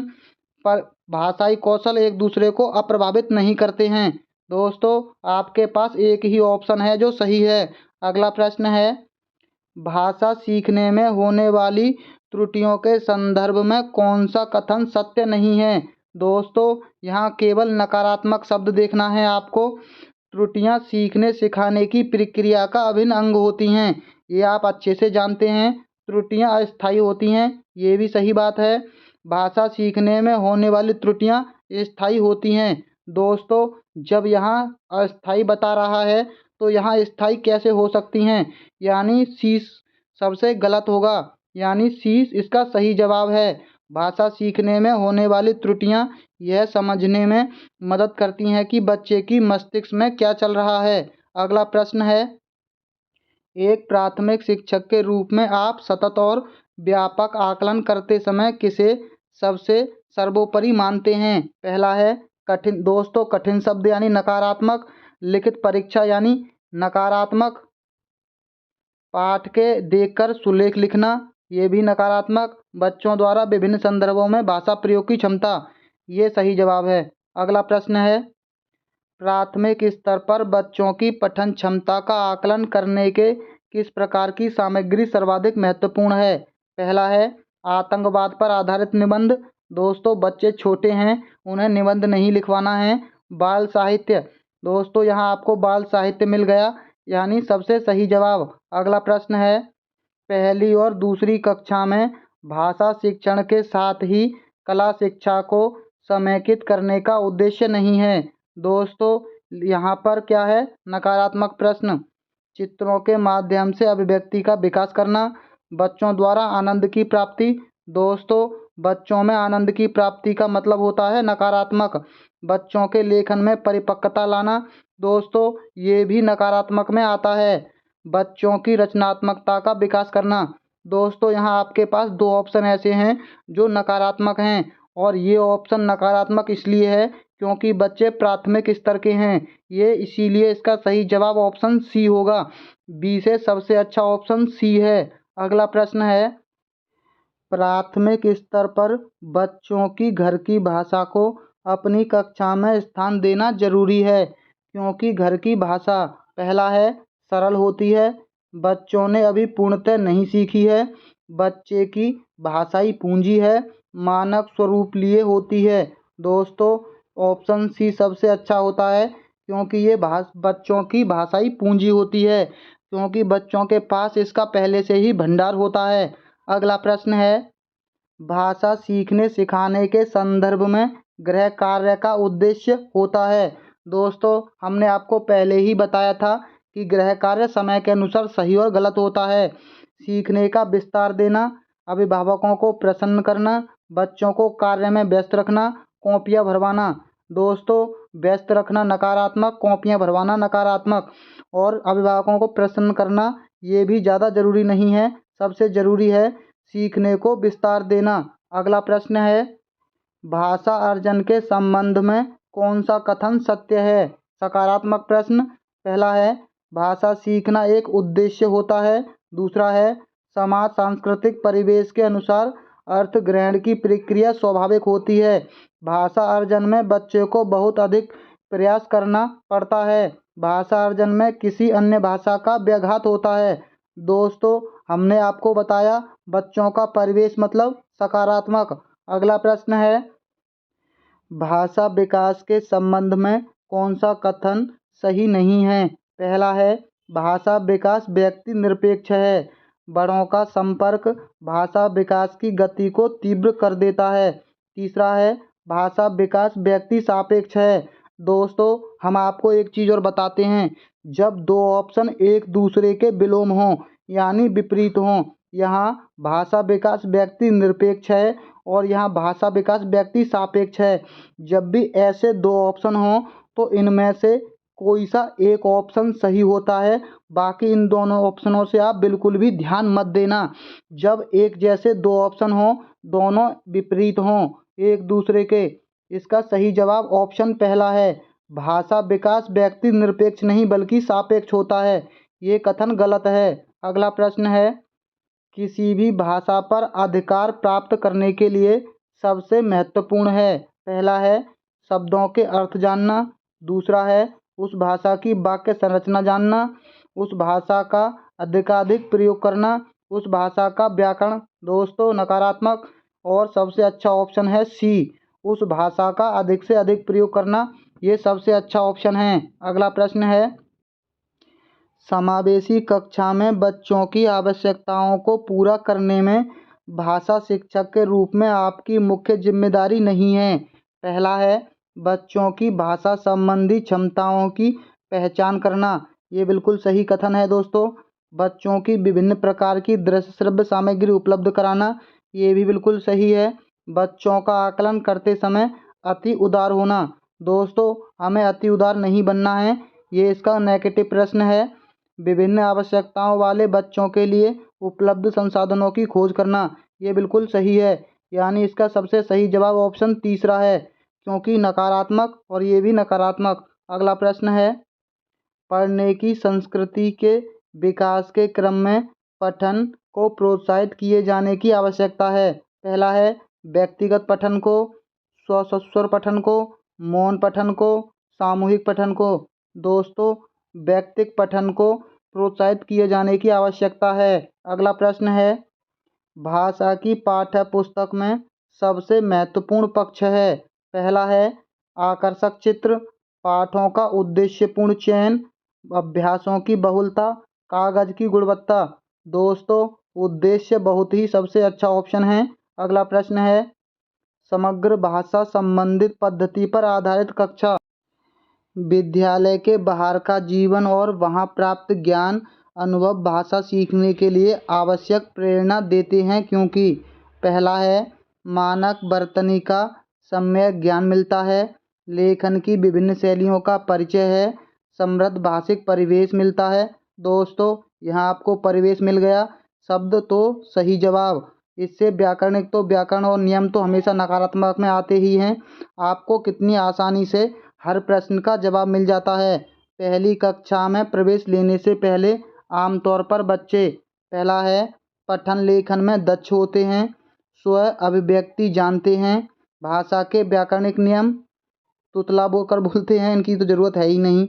ऑप्शन बी सही है दोस्तों, स्व अभिव्यक्ति जानते हैं, यानी बच्चे बोलना जानते हैं। अगला प्रश्न है, सुरभि अक्सर डा वाले शब्दों का गलत तरीके से उच्चारित करती है।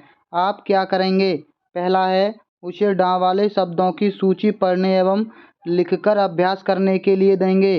दूसरा है, उसे डा वाले शब्दों को अपने पीछे पीछे दोहराने के लिए कहेंगे। उसे सहजता के साथ अपनी बात कहने के लिए प्रोत्साहित करेंगे। उसे डा वाले शब्दों की सूचना पढ़ने एवं बोलकर अभ्यास करने के लिए कहेंगे। दोस्तों, इसमें ऑप्शन डी सही है, लेकिन यहाँ प्रोत्साहित शब्द है। अगर हम अपनी ट्रिक के साथ इसको हल करते तो ये प्रश्न गलत हो जाता। इसका सही जवाब ऑप्शन डी है। दोस्तों, हमारी ट्रिक अब आकर फेल हुई है, यानी एक दो प्रश्न में ये वाली ट्रिक गलत साबित हो सकती है। हम ये नहीं कहते कि इस ट्रिक से 100% प्रश्न सही होंगे। एक दो प्रश्न ऐसे होंगे जो ये वाली ट्रिक फॉलो नहीं कर पाएंगे, परंतु आपको इससे परेशान नहीं होना है, क्योंकि आपको एग्ज़ाम पास करना है और ये वाली ट्रिक आपको 100% एग्ज़ाम पास करके दिखाएगी, ये हमारी गारंटी है। अगला प्रश्न है, प्राथमिक स्तर पर पढ़ने की क्षमता का आकलन करने की दृष्टि से सबसे अधिक महत्वपूर्ण है। पहला है, विराम चिन्हों का ज्ञान, पढ़ने में प्रवाह, अर्थ का निर्माण, वर्णों की पहचान। दोस्तों, इसमें ऑप्शन सी सही है, अर्थ का निर्माण, लेकिन आयोग ने इसका सही जवाब ऑप्शन डी माना था, वर्णों की पहचान। बाद में इसका 1 नंबर मिला था। अगला प्रश्न है, भाषा की कक्षा में कहानी सुनाने का मूल उद्देश्य है। पहला है, बच्चों की कल्पना शक्ति का विकास करना, बच्चों में सुनकर दोहराने की आदत। दोस्तों, दोहराने की आदत हमेशा हमने कहा था दोहराना नकारात्मक और अनुशासन भी नकारात्मक में आता है और मनोरंजन भी नकारात्मक में। इसका सही जवाब ऑप्शन ए है, बच्चों की कल्पना शक्ति का विकास करना। अगला प्रश्न है, प्राथमिक कक्षाओं में बच्चे बहुत कुछ लेकर विद्यालय आते हैं, जैसे अपने अपने, दोस्तों यहाँ खाली स्थान होगा इसके बीच में, अपने अपने अनुभव, दुनिया को खोजने का अपना दृष्टिकोण आदि। पहला है, समस्याएं, भाषा, पाठ्य पुस्तकें, कमियां। दोस्तों, यहाँ इनके बीच में शब्द आएगा भाषा, जैसे अपनी भाषा, अपने अनुभव, दुनिया को खोजने का अपना दृष्टिकोण।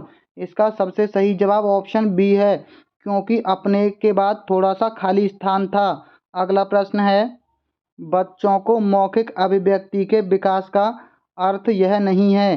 पहला है, वाद विवाद में बेझिझक होकर बोलना। दूसरा है, कहानी सुनकर शब्दशः दोहराना। दोस्तों, यहाँ दोहराना शब्द आ गया, यानी नकारात्मक, और प्रश्न भी नकारात्मक है, तो आपको सही जवाब मिल गया होगा। अगला प्रश्न है, भाषा की कक्षा में यह जरूरी है कि, पहला है, भाषा शिक्षक भाषा का पूर्ण ज्ञाता हो। दूसरा है, भाषा शिक्षक बच्चों की उच्चारणगत शुद्धता पर विशेष ध्यान दे। तीसरा है, भाषा शिक्षक बच्चों की वर्तनी को बहुत कठोरता से ले। चौथा है, स्वयं भाषा शिक्षक की भाषा प्रभावी हो। दोस्तों, ऑप्शन डी सबसे सकारात्मक है, जैसी उसकी भाषा होगी वैसे ही बच्चों को वो सिखा पाएगा। अगला प्रश्न है, प्राथमिक स्तर पर बच्चों की भाषाई क्षमताओं का विकास करने का अर्थ है। पहला है, भाषिक संरचनाओं पर अधिकार, भाषा प्रयोग की कुशलता पर अधिकार, भाषा अनुकरण की कुशलता पर अधिकार, भाषिक नियमों पर अधिकार। दोस्तों नियम तो गलत हो ही गया। इसका सही जवाब है ऑप्शन सी, भाषा अनुकरण की कुशलता पर अधिकार। आपको पता है कि बच्चे देखकर ही, अनुकरण करके ही भाषा सीखते हैं। अगला प्रश्न है, व्याकरण शिक्षण की आगमन विधि की विशेषता है। दोस्तों पहला ऑप्शन आपको है, पहले नियम बताना, पहले नियम का विश्लेषण करना, पहले मनोरंजन गतिविधियां करना, पहले उदाहरण बताना। दोस्तों अगर आपको आगमन और निगमन विधि दोनों का हम बता देते हैं। निगमन यानी पहले ना से शुरू होती है तो नियम, और आ से शुरू होती है तो उदाहरण। दोस्तों अगर आगमन विधि हो तो उदाहरण से शुरू होगी, और निगमन विधि यानी ना हो तो पहले नियम से शुरू होगी। दोस्तों इससे पहले कि हम अगले वर्ष की प्रैक्टिस पर चलें, चलिए जिन लोगों ने अभी तक चैनल को सब्सक्राइब और वीडियो को लाइक नहीं किया है वो लाइक कर दें, क्योंकि हम आपका टाइम वेस्ट नहीं करना चाहते फालतू की बातों में बार बार बोल बोल कर। चलिए वीडियो को लाइक कीजिए। तो चलिए चलते हैं अगले वर्ष की प्रैक्टिस पर। पूरी पाठचर्या में इनमें से किस में भाषा की भूमिका को अनदेखा नहीं किया जा सकता? पहला है आकलन निर्माण को, मूल्य निर्धारण को, ज्ञान निर्माण को, व्याकरण निर्माण को। दोस्तों व्याकरण वाला ऑप्शन तो आप काट ही दीजिए। इसका सबसे सही जवाब ऑप्शन बी है, मूल्य निर्धारण को। अगला प्रश्न देख लेते हैं। प्राथमिक कक्षाओं के भाषा शिक्षक होने के नाते आपकी सर्वाधिक महत्वपूर्ण भूमिका है। सकारात्मक प्रश्न। पहला है कक्षा में पाठ्य पुस्तकों का सही तरह से निर्वाह करना। दूसरा है बच्चे की भाषाई क्षमताओं के विकास के लिए तरह तरह के अवसर जुटाना। दोस्तों अवसर शब्द मतलब सकारात्मक, बच्चों को वाद विवाद के लिए तैयार करना, विद्यार्थियों को सर्वाधिक अंक। दोस्तों अंक तो नकारात्मक हो ही गया, हमारे पास केवल एक ही ऑप्शन ऐसा है जो सकारात्मक है। अगला प्रश्न है, दूसरी कक्षा में पढ़ने वाला रोहित हिंदी की कक्षा में अपनी मातृभाषा में बात करता है, आप क्या कहेंगे? पहला है उसे बिल्कुल अनदेखा कर पढ़ाते रहेंगे, उसकी भाषा को समझने की कोशिश करेंगे, बाकी बच्चों से उसकी भाषा सीखने के लिए कहेंगे, उसे डांटेंगे कि वह कक्षा में मातृभाषा का प्रयोग ना करे। दोस्तों सबसे सही जवाब है उसकी भाषा को समझने की कोशिश करेंगे। अगला प्रश्न है, पढ़ना सीखने के लिए कौन सा उपकौशल अनिवार्य नहीं है? नकारात्मक, भाषा की संरचना की समझ, भावनात्मक संबंध, अनुमान। दोस्तों यहाँ आपको याद शब्द दिखाई दे गया तो आपको कुछ करने की ज़रूरत रही नहीं, यानी ऑप्शन सी इसका सही जवाब मिल गया होगा आपको।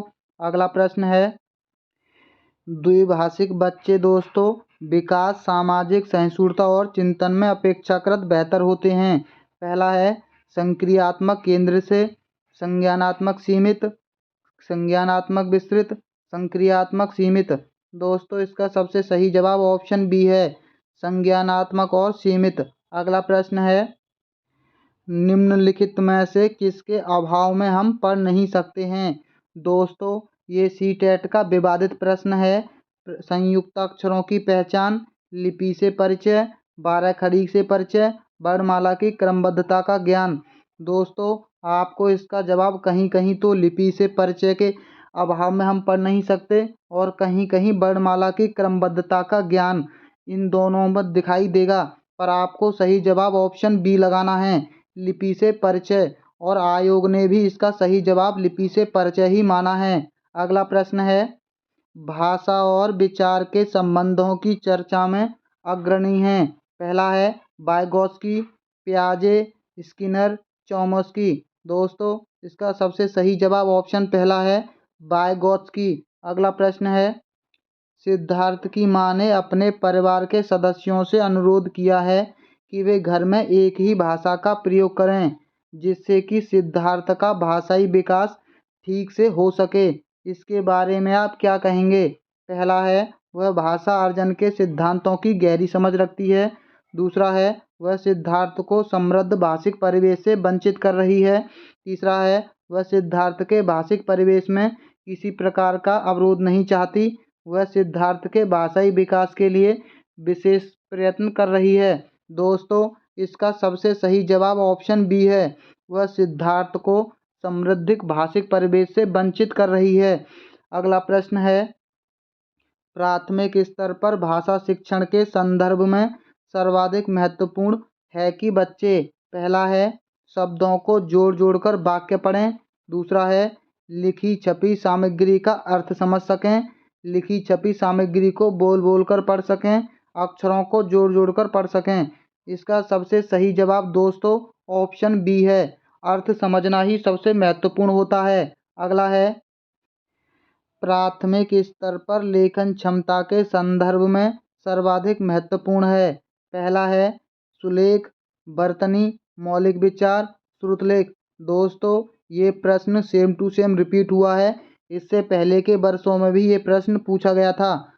निम्नलिखित में से कौन सी गतिविधि श्रवण एवं वाचन कौशल के विकास के लिए सर्वाधिक महत्वपूर्ण होगी? पहला है प्रश्नोत्तरी सत्र आयोजन करना, दूसरा है रेडियो समाचार सुनाना, कहानी सुनाना, उस पर बच्चों की प्रतिक्रिया जानना, हाव भाव के साथ कविता बुलवाना। दोस्तों सबसे सही जवाब ऑप्शन तीसरा है, बच्चों की प्रतिक्रिया जानना, उनको कहानी सुनाकर। अगला प्रश्न है, वाणी कैसी होती है और लिखित भाषा की तुलना में काफ़ी तेज़ी से बदलती रहती है? पहला है स्थायी होती है, गौण होती है, स्थिर होती है, अस्थायी होती है। दोस्तों वाणी हमेशा स्थिर होती है। अगला प्रश्न है, बहुभाषी कक्षा से तात्पर्य है? पहला है जिस कक्षा के शिक्षक शिक्षिका दो या दो से अधिक भाषाएं पढ़ लिख सकते हों, दूसरा है जिस कक्षा में कम से कम दो भाषाओं में पाठ्य पुस्तकें उपलब्ध हों, जिस कक्षा में प्रत्येक बच्चे के घर की बोली को सम्मान दिया जाता हो, जहां बहुत सी भाषाओं का अध्ययन किया जाता हो। दोस्तों सबसे सही जवाब है ऑप्शन तीसरा, जिस कक्षा में प्रत्येक बच्चे के घर की बोली को सम्मान दिया जाता हो। हमने आपको पहले भी बताया था कि बाहर की चीज़ों को कक्षा में जोड़ना सबसे सकारात्मक ऑप्शन। अगला प्रश्न है, संज्ञान के स्तर पर विकसित अन्य भाषाओं में आसानी से अनुदित होती रहती है? पहला है भाषा क्षमता, ज्ञान क्षमता, व्याकरण क्षमता, तर्क क्षमता। दोस्तों व्याकरण वाले ऑप्शन को तो आप काट ही दीजिए। इसका सबसे सही जवाब ऑप्शन पहला है, भाषा क्षमता अन्य भाषाओं में आसानी से अनुदित होती रहती है। अगला प्रश्न है, भाषा शिक्षण को किसके संदर्भ में रखकर देखने की आवश्यकता है? दोस्तों हमने आपको बताया था कि बहुभाषी सबसे महत्वपूर्ण और सबसे सही जवाब होता है। अगला प्रश्न है, सुनने और लिखने की कुशलता का आकलन करने का सबसे अच्छा तरीका है? पहला है कविता सुनकर प्रश्नों के उत्तर। दोस्तों प्रश्नों के उत्तर तो नकारात्मक में आते हैं, आपको पता है। सुनी गई कहानी को अपने शब्दों में लिखना, सुनी गई कहानी को शब्दशः लिखना, कविता सुनाना और शब्दशः लिखना। दोस्तों शब्दशः लिखना भी नकारात्मक में आता है, केवल बी ऑप्शन सही है, सुनी गई कहानी को अपने शब्दों में लिखना। अगला प्रश्न है, सार्थक पढ़ते समय कभी कभी वाक्यों शब्दों की पुनरावृत्ति करता है, यह भाषाई व्यवहार दर्शाता है कि? पहला है वह अटक अटक कर ही पढ़ सकता है, दूसरा है वह समझ के साथ पढ़ने की कोशिश करता है, उसे लंबे शब्दों को पढ़ने में कठिनाई होती है, वह पढ़ने में अधिक समय लेता है। दोस्तों हमने आपको बताया था कि आपको बच्चे के अंदर कोई भी कमी नहीं बतानी है, यानी इसका सबसे सही जवाब ऑप्शन दूसरा है, वह समझ के साथ पढ़ने की कोशिश करता है। अगला प्रश्न है, हिंदी भाषा में आकलन का उद्देश्य नहीं है? पहला है भाषा सीखने के संदर्भ में प्रत्येक बच्चे की विशेष आवश्यकता की पहचान करना, दूसरा है भाषा सीखने सिखाने की प्रक्रिया को उन्नत बनाना, तीसरा है बच्चे की भाषागत त्रुटियों की ही पहचान करना, चौथा है बच्चों की भाषा प्रगति को अभिभावकों और अन्य शिक्षकों को बताना। दोस्तों सबसे सही जवाब ऑप्शन चौथा है, इसकी हमें ज़रूरत नहीं है। अगला प्रश्न है, आपके विचार से प्राथमिक स्तर पर उत्कृष्ट लेखन कार्य का उदाहरण है?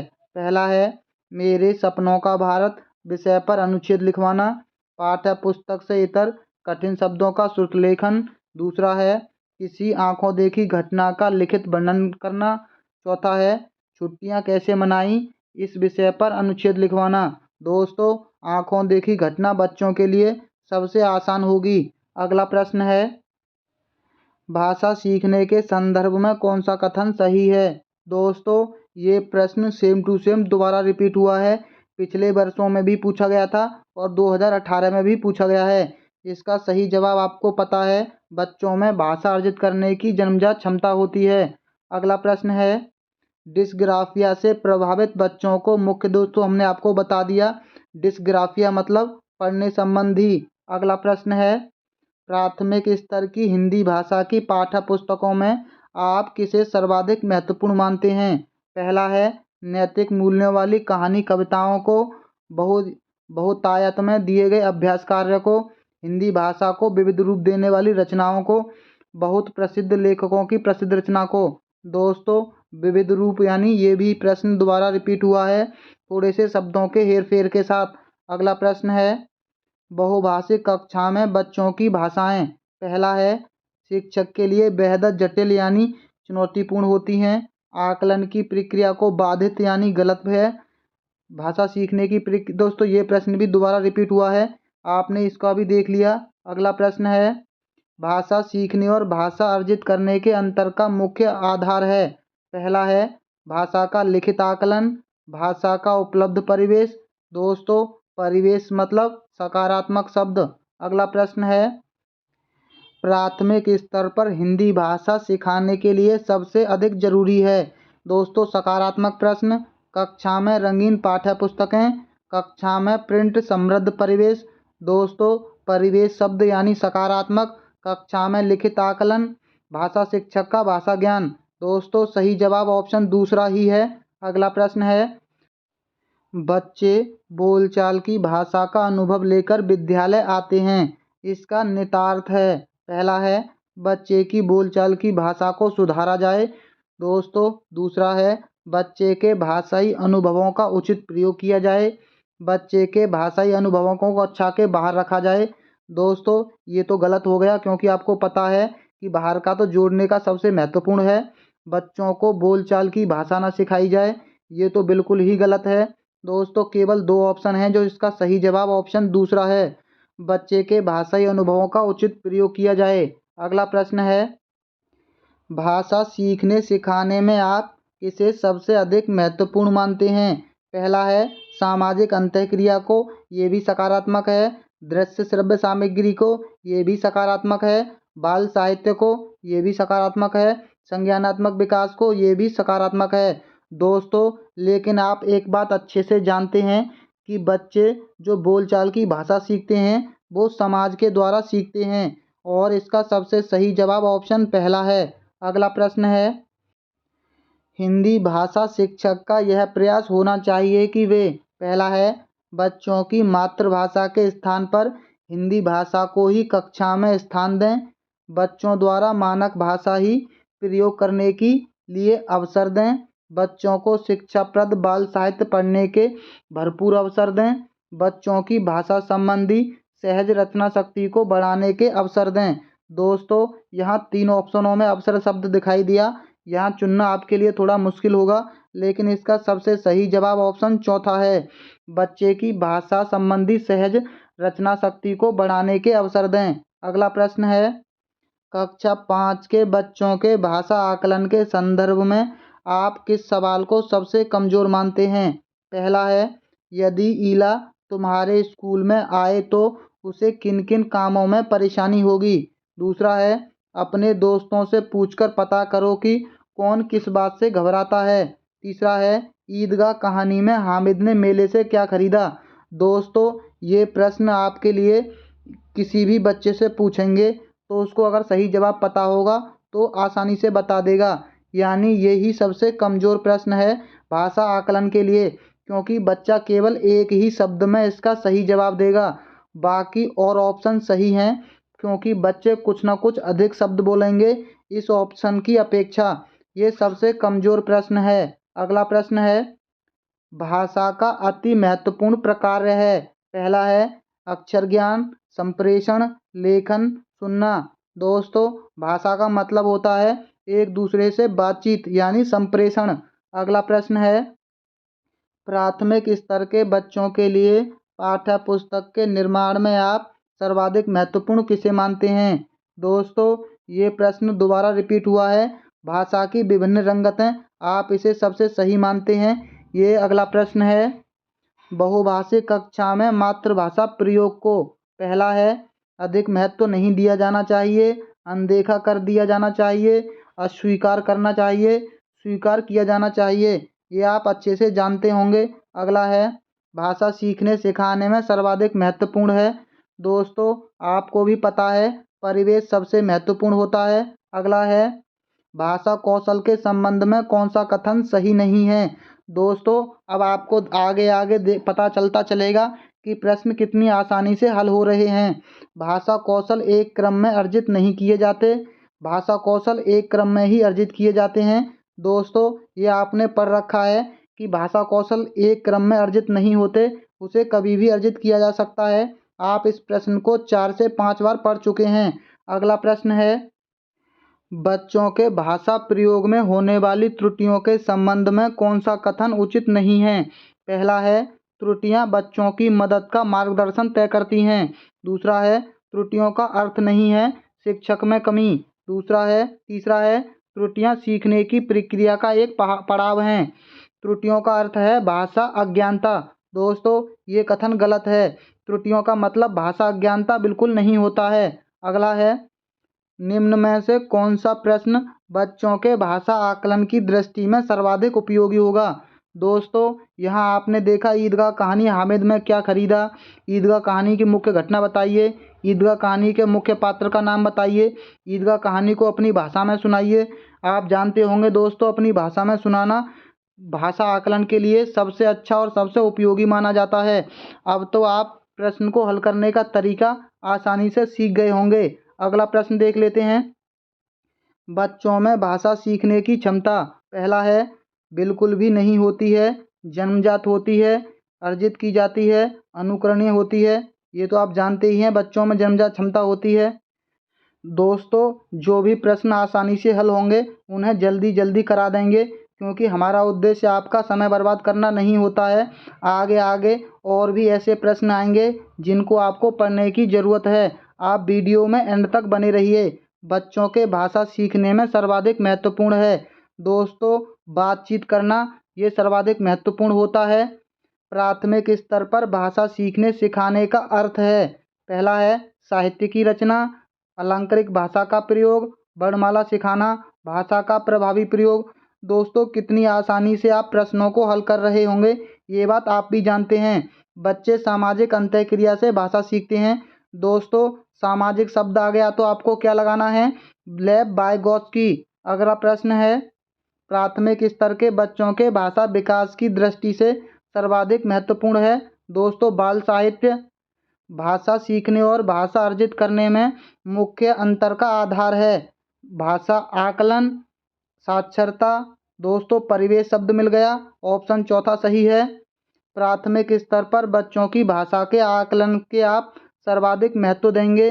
दोस्तों, पोर्टफोलियो सबसे अच्छा होता है। ये हम हर एक वीडियो में बताते हैं कि अगर आकलन का कोई सबसे अच्छा तरीका है तो वो है पोर्टफोलियो। आप जब भी किसी ऑप्शन में आपको पोर्टफोलियो शब्द दिखाई दे तो और प्रश्न सकारात्मक हो तो बाकी सबको छोड़कर आप केवल पोर्टफोलियो को सही जवाब लगाना। अगला प्रश्न है पढ़ने की प्रक्रिया में सर्वाधिक महत्वपूर्ण है। दोस्तों, अर्थ महत्वपूर्ण होता है। अगला प्रश्न है बच्चों को लिखना सिखाने में सबसे अधिक महत्वपूर्ण है। दोस्तों, वर्तनी की शुद्धता, काव्यगत भाषा, विचारों की अभिव्यक्ति, सुंदर लेखन। दोस्तों, विचारों की अभिव्यक्ति सबसे सही जवाब है।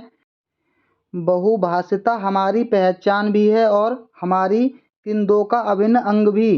पहला है संस्कृति चुनौतियों का, सभ्यता संस्कृति का, सभ्यता साहित्य का, संस्कृति और साहित्य का।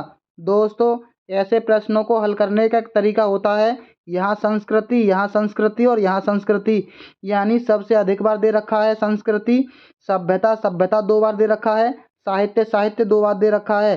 दोस्तों, आपको अगर ऑप्शन ना पता हो तो केवल आप इन दोनों ऑप्शनों को ही चूज करना, इनके सही होने के चांस ज़्यादा होते हैं। वैसे इसका सबसे सही जवाब है ऑप्शन दूसरा, सभ्यता और संस्कृति। अगला प्रश्न है, प्राथमिक स्तर की पाठ्य पुस्तक में कार्टून, भाषण, विज्ञापन आदि बच्चों के भाषा क्षमता विकास में दोस्तों ये सहायक होते हैं। ये बात आप भी जानते हैं कि बच्चे कार्टून को कितना पसंद करते हैं। यहाँ थोड़ी टाइपिंग मिस्टेक है कार्टून में। अगला प्रश्न है, 5वीं कक्षा की सुहाना पाँचों किन्हें आँखें दोनों आदि शब्द लिखती है। आप सुहाना के लेखन क्षमता के बारे में क्या कहेंगे?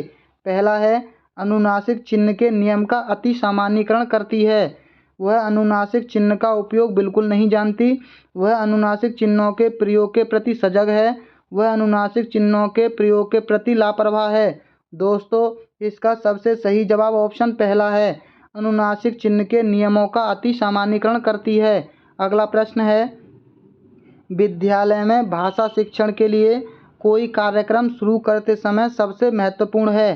पहला है, बच्चे की पठन क्षमता को पहचानना, बच्चे की लिखित क्षमता को पहचानना, बच्चे की सहज भाषाई क्षमता को पहचानना, बच्चे की सहज मौखिक अभिव्यक्ति को पहचानना। दोस्तों इसमें सबसे सही जवाब है ऑप्शन तीसरा, बच्चे की सहज भाषाई क्षमता को पहचानना।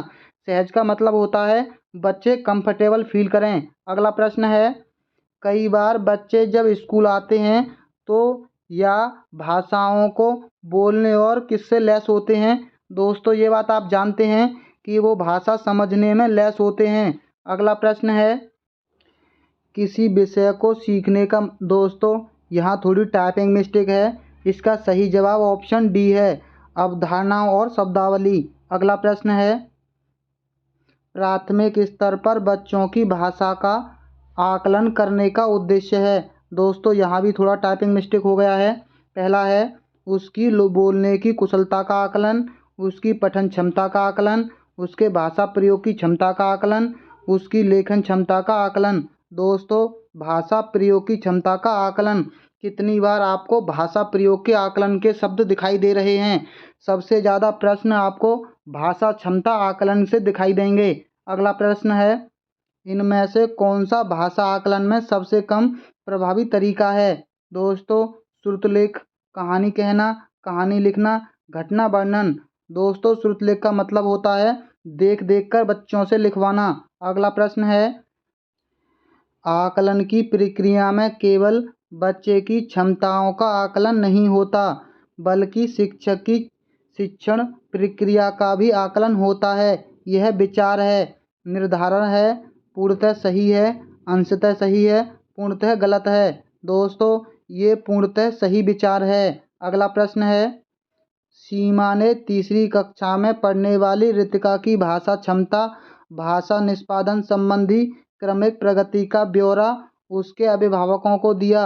रीमा किसके आधार पर यह जानकारी दी? पहला है, लिखित परीक्षा। दोस्तों आपको ऑप्शन दिखाई दे गया, पोर्टफोलियो। हमने कहा था जब भी ऑप्शन में पोर्टफोलियो दिखाई दे आंखें बंद करके आप उसका सही जवाब लगा दीजिए। अगला प्रश्न है, पहली कक्षा में भी लिखना किसके अंतर्गत आता है? चित्र बनाना, वाक्य लिखना, शब्द लिखना, अक्षर लिखना। दोस्तों चित्र बनाना भी लिखने के अंतर्गत आता है और ये प्रश्न आपको आगे भी कई वर्षों में देखने को मिलेगा। अगला प्रश्न है, प्राथमिक स्तर पर पढ़ना सीखने में सबसे कम महत्वपूर्ण है। पहला है, पढ़ने का उद्देश्य, अनुमान लगाना, संदर्भानुसार अर्थ, अक्षरों की पहचान। दोस्तों कम महत्वपूर्ण है अक्षरों की पहचान। महत्वपूर्ण तो होता है लेकिन बाकी इन तीनों में ये कम महत्वपूर्ण है। अगला प्रश्न है, भाषा अर्जन क्षमता किसके साथ संबंधित है? पहला है, ब्रूनर के साथ, जीन पियाजे के साथ, नोम चोम्स्की के साथ, स्किनर के साथ। इसका सही जवाब है ऑप्शन तीसरा, नोम चोम्स्की के साथ इसका संबंध है। अगला प्रश्न है, प्राथमिक स्तर पर भाषा सीखने में भाषा संबंधी कौन सा संसाधन सर्वाधिक महत्वपूर्ण है? दोस्तों बाल साहित्य दिखाई दे रहा है ऑप्शन, आपको पता है बाल साहित्य। अगला प्रश्न है, प्राथमिक स्तर पर भाषा सीखने में भाषा संबंधी कौन सा संसाधन सर्वाधिक महत्वपूर्ण है? दोस्तों यहाँ केवल प्रश्न चेंज होता है, आंसर वही रहता है। आपको अच्छे से पता है बाल साहित्य। आप जैसे जैसे 2024 तक ये सभी प्रश्नों को पढ़ लेंगे तो हम गारंटी लेते हैं कि आपका पेपर 100% पास होगा। बच्चे अपनी मातृभाषा का प्रयोग करते हुए हिंदी भाषा की कक्षा में अपनी बात कहते हैं। यह बात दोस्तों अनुचित है, स्वाभाविक है, निंदनीय है, विचारणीय है। दोस्तों ये बात बिल्कुल स्वाभाविक है। दोस्तों इस बात की गारंटी अब हम लेते हैं कि आप अगले वर्षों के जितने भी पेपर देखेंगे आप उनमें भी प्रश्नों को हल करने का तरीका अच्छे से पता चल जाएगा और आप 2024 में जो भी पेपर आएंगे उनको आसानी से चुटकियों में हल कर देंगे, ये हम अच्छे से जानते हैं। तो चलिए चलते हैं अगले वर्ष की प्रैक्टिस पर। प्रारंभिक स्तर पर पढ़ाते समय आप हिंदी भाषा संबंधी किस पक्ष पर सर्वाधिक बल देंगे? भाषा प्रयोग दोस्तों व्याकरण शब्द दोनों गलत हो गए। आपके पास केवल 2 ऑप्शन बचे। इसका सही जवाब है ऑप्शन पहला, भाषा प्रयोग पर। अगला प्रश्न है, मौखिक भाषा का आकलन किस पर सर्वाधिक बल देता है? पहला है संस्कृत निष्ठ शब्दों का प्रयोग पर, उच्चारणगत शुद्धता पर, विचारों की क्रमबद्धता पर, धारा प्रवाह की तीव्रता पर। दोस्तों इसका सही जवाब है ऑप्शन तीसरा, विचारों की क्रमबद्धता पर। अगला प्रश्न है, हम भाषा के माध्यम से क्या क्या भी करते हैं? पहला है सोचते और महसूस करते हैं, सोचते और विचार करते हैं, अनुभव और महसूस करते हैं, चिंतन और विचरण करते हैं। दोस्तों इसका सही जवाब है ऑप्शन पहला, सोचते और महसूस करते हैं। दोस्तों हमने आपको बताया था कि पहले भी जैसे ऐसे प्रश्न हों तो सोचते सोचते 2 बार है, महसूस और महसूस 2 बार है।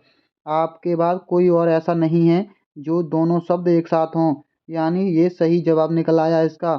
ऐसे लगभग 70 से 80% सही जवाब निकल आता है। अगला प्रश्न है, हिंदी भाषा सीखने सिखाने का दायरा इतना बड़ा होना चाहिए कि किससे इसका नाता ना टूटे? पहला है व्याकरण, ये तो शब्द गलत हो ही गया दोस्तों, ये दोनों ऑप्शन तो कट ही गए आपको पता है। और तीसरा भी परिभाषा से कट गया। कितना आसान बन गया ये प्रश्न हल करना। अगला प्रश्न है, हिंदी भाषा सीखने सिखाने का दायरा इतना बड़ा होना चाहिए कि किससे इसका नाता ना टूटे? दोस्तों पहले ऑप्शन में व्याकरण यानी नकारात्मक, यहाँ भी व्याकरण, ये भी नकारात्मक, और चौथे ऑप्शन में आपको परिभाषा दे रखा है यानी ये भी नकारात्मक। केवल एक ही ऑप्शन सही है जो आपको इतनी आसानी से मिल गया। देखा हमारी ट्रिकें कैसे काम करती हैं। अगला प्रश्न देख लेते हैं, प्राथमिक स्तर पर भाषा सीखने सिखाने में बाल साहित्य मदद करता है क्योंकि पहला है वह बच्चों के लिए है, वह सरल होता है, वह रंगीन चित्रों वाला होता है, वह भाषा की रंगतें प्रस्तुत करता है। दोस्तों कितनी बार आपने ये प्रश्न अब तक हल कर लिया? वह भाषा की रंगतें प्रस्तुत करता है। एक कक्षा 1 में लिखना किससे प्रारंभ होता है? ये भी प्रश्न आपने दोस्तों देख लिया चित्र से। भाषा कौशलों के बारे में आप किस विचार से सहमत हैं? पहला है ये सभी एक साथ नहीं सीखे जा सकते, ये एक निश्चित क्रम में सीखे जाते हैं। कितनी बार दोस्तों आपने पढ़ लिया? ये एक दूसरे से अंतः संबंधित हैं, ये एक दूसरे को प्रभावित नहीं करते। आपने कितनी बार इस प्रश्न को पढ़ा है एक दूसरे से संबंधित हैं? पाठ्य पुस्तकों में रचनाएं एक वातावरण निर्मित करती हैं और अभ्यास प्रश्न उन्हें इनसे गहराई से और व्यापक अनुभव स्तर से का मौका देते हैं। जानने परखने और जुड़ने का, परखने जुड़ने और तादात्म्य का, जानने जूझने और जुड़ने का, परखने जूझने और तादात्म्य का। दोस्तों इसका सही जवाब ऑप्शन बी है, परखने जुड़ने और तादात्म्य का। अगला प्रश्न है, स्किनर के अनुसार पहला है भाषा अनुकरण के द्वारा सीखी जाती है, भाषा परिवेश से सीखी जाती है, भाषा अंतःक्रिया से सीखी जाती है, भाषा सीखना एक अत्यंत जटिल प्रक्रिया है। दोस्तों ये बात तो आप भी जानते हैं कि भाषा अनुकरण से सीखी जाती है, परिवेश में रहकर। दोस्तों इसका सही जवाब ऑप्शन पहला है, स्किनर मानते हैं कि भाषा अनुकरण के द्वारा सीखी जाती है। अगला प्रश्न है, प्राथमिक स्तर की पाठ्य पुस्तक में दिए गए प्रश्न को ध्यान से पढ़िए। अगर तुम पापा की जगह होती तो ठेला कहाँ लगाती? ऐसा तुमने क्यों तय किया? यह प्रश्न किससे जुड़ा हुआ है? पहला है परिवार की जानकारी से, विभिन्न व्यवसायों से, अनुभव की अभिव्यक्ति से, चिंतन क्षमता के विस्तार से। दोस्तों, इसका सबसे सही जवाब ऑप्शन चौथा है। यहाँ बच्चा चिंतन जरूर करेगा। अगला प्रश्न है, हिंदी भाषा का आकलन करते समय आप किस बिंदु को सर्वाधिक बल देंगे? दोस्तों, सेम टू सेम प्रश्न रिपीट हुआ है। अभिव्यक्ति यानी बच्चों की बात को महत्व देना। अगला प्रश्न है, प्राथमिक स्तर पर पढ़ना सिखाने की शुरुआत करने के लिए आप किस सामग्री को सर्वाधिक महत्व देंगे? रोचक कहानी को, अक्षर ज्ञान को, वर्णमाला को, शुद्ध उच्चारण को? दोस्तों, रोचक कहानियों को प्राथमिक स्तर पर विशेष महत्व दिया जाता है। अगला प्रश्न है, सलमा पहली कक्षा में पढ़ती है। वह किताब शब्द को कतब लिखती है। सलमा का लिखने का यह तरीका किसको दर्शाता है? लापरवाही को, अज्ञानता को, स्ववर्तनी को, नियंत्रित लेखन को? दोस्तों, ये स्ववर्तनी को दर्शाता है। अगला प्रश्न है, सामाजिक अंतःक्रिया। दोस्तों, सामाजिक शब्द यानी लेब्बाइगोस्की। ये प्रश्न भी दोबारा रिपीट हुआ है। उस युक्ति का चयन कीजिए जो नीचे दिए गए उदाहरण से मेल खाती है। मैं भाषा पर ध्यान केंद्रित रखती हूँ। मैं इस बात का पूरा ध्यान रखती हूँ कि यह सही हो। दोस्तों, ये क्या है? परभाषा व्यवहार है। याद करना तो हमेशा गलत ही हो गया। पुनरावृत्ति करना भी गलत हो गया। स्वनिरीक्षण है। दोस्तों, इसका सही जवाब ऑप्शन चौथा है, यानी वो खुद से अपना निरीक्षण कर रही है। अगला प्रश्न है, कक्षा 2 के विद्यार्थी एक कविता गा रहे हैं। यह मेरी नाक है, यह मेरे कान। यह कविता गाते समय वे शरीर के जिस अंग का नाम लेते हैं उस अंग को स्पर्श भी करते हैं। अध्यापिका किस विधि का प्रयोग कर उन्हें सिखा रही है? पहला है विभिन्न दर्शनग्राही, श्रव्य भाषिक, संप्रेषणात्मक भाषा शिक्षण, समग्र भौतिक प्रतिक्रिया। दोस्तों, यहाँ शरीर को मतलब भौतिक। सही जवाब ऑप्शन चौथा है, समग्र भौतिक प्रतिक्रिया के द्वारा। अगला प्रश्न है, विद्यार्थी पिछली इकाई से शब्द लेकर 5 प्रश्नों के उत्तर समूह में देने का प्रयास कर रहे हैं। वे अपने सवालों को दूसरे समूह के साथ अदला बदली भी करते हैं और सवालों के उत्तर देने की कोशिश करते हैं। यह किसका उदाहरण है? सहपाठी आकलन का, स्व आकलन का, पृष्ठपोषण का, पठन आकलन का? दोस्तों, एक दूसरे के साथ पढ़ना हमेशा सहपाठी आकलन में आता है। अगला प्रश्न है, मुझे यह काम बहुत ही पसंद है जब अध्यापिका मुझे एक कार्ड देती है जिस पर कोई शब्द या वाक्य लिखा होता है। मैं उसे संबंधित अभिनय करती हूँ और समूची कक्षा उस शब्द या वाक्य के बारे में अनुमान लगाती है। शिक्षार्थी की प्राथमिकताओं के साथ शिक्षार्थी की टिप्पणी की पहचान कीजिए। पहला है, जब मैं गतिबोधक तरीके से संलग्न रहती हूँ तो मुझे भाषा अच्छी तरह से याद रहती है। दूसरा है, जब मैं देखती हूँ तो मुझे भाषा अच्छी तरह से याद रहती है। जब मैं सुनती हूँ तो मुझे भाषा अच्छी तरह से याद रहती है। जब मैं कार्ड से वाक्य को याद करती हूँ तो मुझे भाषा अच्छी तरह से याद रहती है। दोस्तों, यहाँ आपको याद शब्द मिला, लेकिन चारों ऑप्शनों में याद है, यानी इसका सही जवाब ऑप्शन पहला है। जब मैं गतिबोधक तरीके से संलग्न रहती हूँ तो मुझे भाषा अच्छी तरह से याद रहती है। अगला प्रश्न है, निम्नलिखित कथनों को पढ़िए तथा सही विकल्प का चयन कीजिए। दोस्तों, अब आपको एग्जाम में इस तरह के प्रश्न ज़्यादा देखने को मिलेंगे। अभी कथन ए है, विद्यालय में प्रवेश करने वाले सभी बच्चे अपनी आयु के अनुसार भाषा के सक्षम प्रयोगकर्ता होते हैं। ये बात आपने कितनी बार पढ़ी है? ये बिल्कुल सही है। भाषिक और सांस्कृतिक विविधता के कारण वे अपनी योग्यताओं का प्रदर्शन नहीं कर पाते। दोस्तों, ये बात आप जानते हैं कि वो अच्छे से प्रदर्शन कर सकते हैं। अब तक आपने बहुत बार पढ़ लिया। इसका सही जवाब ऑप्शन चौथा है। ए कथन सही है, आर कथन गलत है। अगला प्रश्न है, कक्षा 5 का मंजीत अपने अध्यापक से अलग शैली में बात करता है और अपने मित्रों से कुछ अलग तरह से और 1-2 वर्षीय बच्चों से कुछ अलग तरह से बात करता है। इसका तात्पर्य यह हुआ कि मंजीत जानता है कि सामाजिक स्थितियों में भाषा का प्रयोग किस तरह से करना है। भाषा के इस गुण को किस रूप में जाना जाता है? पहला है वाकगत, प्रगतिवादी, अर्थगत, उपयोगितावादी। दोस्तों इसका सही जवाब है ऑप्शन चौथा। वो उपयोग के हिसाब से भाषा प्रयोग करता है, यानी उपयोगितावादी। अगला प्रश्न है, एक माँ ने इस बात की ओर ध्यान दिया कि उसकी बच्ची कभी कभी ऐसे शब्द बोल जाती है जो ना तो उसने कभी किसी वयस्क से यानी बड़े से सुने हों, ना ही अपने भाई बहनों से सुने हों। इस बात को लेकर वह भ्रमित है, क्योंकि उसका मानना है कि बच्चे अपने परिवार और आसपास के परिवेश में लोगों का अनुकरण करके भाषा सीखते हैं। उसका यह मत किससे प्रतिध्वनित यानी मेल खाता है? पहला है बहुभाषावाद से, सहजवाद से, व्यवहारवाद से, रचनावाद से।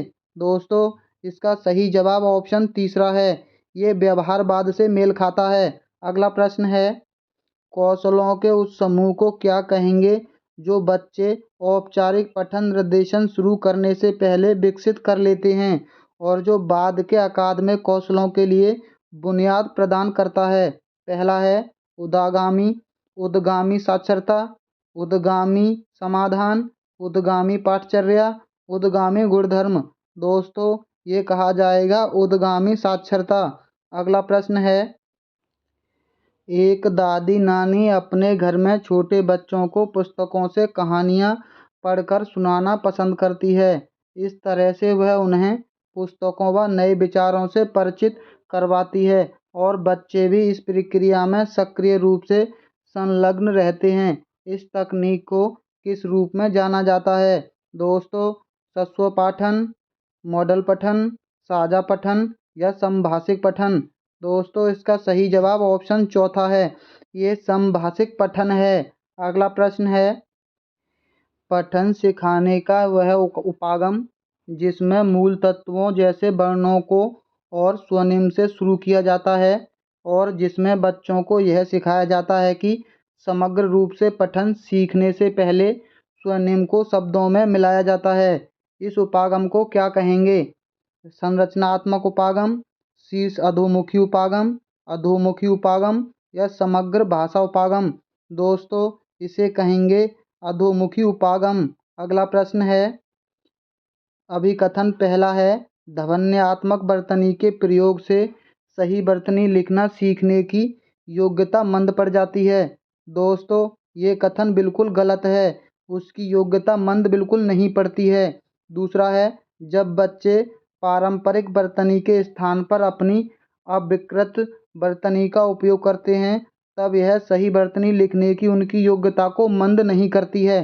दोस्तों ये कथन बिल्कुल सही है, यहाँ मंद पड़ती है ये कथन गलत है, यानी इसका पहला जवाब सही है, ए गलत है परंतु आर सही है। अगला प्रश्न है, नई भाषा सीखते समय बहुत से विद्यार्थी भाषा के अद्वितीय उच्चारण संबंधी नियमों के कारण भाषा बोलते समय प्रायः आत्मविश्वास की कमी का सामना करते हैं। इस समस्या को दूर करने का क्या तरीका है? पहला है, जब जब उन्हें समस्या आए उनकी गलतियों में सुधार किया जाए। बच्चे कक्षा में सस्वर वाचन करें। कक्षा में ऐसे खेलों जैसी गतिविधियों का प्रयोग किया जाए जिनकी मौखिक अंतःक्रिया अधिक हो। चौथा है, काउंसलर के साथ विशेष वॉक थेरेपी सत्र आयोजित किया जाए और ड्रिल के माध्यम से अभ्यास किया जाए। दोस्तों इसका सबसे सही जवाब ऑप्शन तीसरा है, कक्षा में ऐसे खेलों जैसी गतिविधियों का प्रयोग किया जाए जिनमें मौखिक अंतःक्रिया अधिक हो। इससे बच्चे आसानी से सीख जाएंगे। अगला प्रश्न है, कक्षा 3 की अध्यापिका अपने शिक्षार्थियों को नई शब्दावली से परिचित करवा रही है। निम्नलिखित में से कौन सा नई शब्दावली सीखने का प्रभावशाली तरीका है सिखाने का? दोस्तों अध्यापिका श्यामपट्ट पर शब्द का अर्थ लिखने और शिक्षार्थियों को याद। दोस्तों याद शब्द यानी नकारात्मक। अध्यापिका शब्दों के विलोम शब्द बताए और बच्चों की भाषा में उन शब्दों का अर्थ बताए। तीसरा है, अध्यापिका बच्चों को शब्दों की ठोस परिभाषा। दोस्तों ये भी नकारात्मक हो गया। अध्यापिका स्थिति विशेष के अनुसार उस शब्द का अर्थ समझाने की कोशिश करे। दोस्तों केवल 2 ऑप्शन सकारात्मक हैं और इसका सही जवाब ऑप्शन चौथा है। अध्यापिका स्थिति विशेष के अनुसार उस शब्द का अर्थ समझाने की कोशिश करें। अगला प्रश्न है, भाषा सीखना किससे संबंधित है? कौशल से, अर्जन से, प्रक्रिया से, उत्पादन से? दोबारा रिपीट हुआ प्रश्न है। अगला है, निम्नलिखित वाक्य के संदर्भ में कौन सा कथन सही नहीं है? बच्चों द्वारा शिशु गीत, गीत अलापना किसके तरीके हैं? दोस्तों, आयोग ने इस प्रश्न को गलत माना था। 1 नंबर सबको कॉमन मिला था। अगला प्रश्न है, निम्नलिखित में से कौन सा प्राथमिक स्तर पर पुस्तकालय के प्रयोग के बारे में सही नहीं है? पुस्तकालय एक भंडार गृह के रूप में नहीं देखा जाना चाहिए, बल्कि शिक्षार्थियों को बाल साहित्य की विविध प्रकार की विधाओं को देखने के मौके मिलने चाहिए। दोस्तों, बाल साहित्य मतलब सकारात्मक पुस्तकों के साथ संलग्नता के सक्रिय परिवेश। दोस्तों, सक्रिय और परिवेश दोनों सकारात्मक। अध्यापक और दूसरे वयस्क भी पुस्तकालयों में आदर्श पठन व्यवहार प्रदर्शित कर सकते हैं। पुस्तकालय में पाठ्य पुस्तकों का सस्वर पठन सर्वाधिक उपयुक्त रूप से हो सकता है।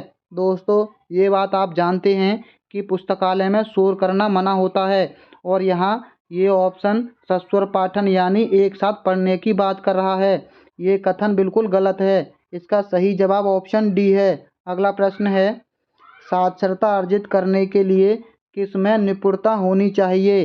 पहला है, ध्वन्यात्मक जागरूकता और प्रभाव में, दृश्य शब्दावली और प्रतिमानों की पहचान में, डिकोडिंग और भाषा अवबोधन में, सटीकता और ध्वन्यात्मक बोध में? दोस्तों, इसका सही जवाब है ऑप्शन दूसरा, दृश्य शब्दावली और प्रतिमानों की पहचान में।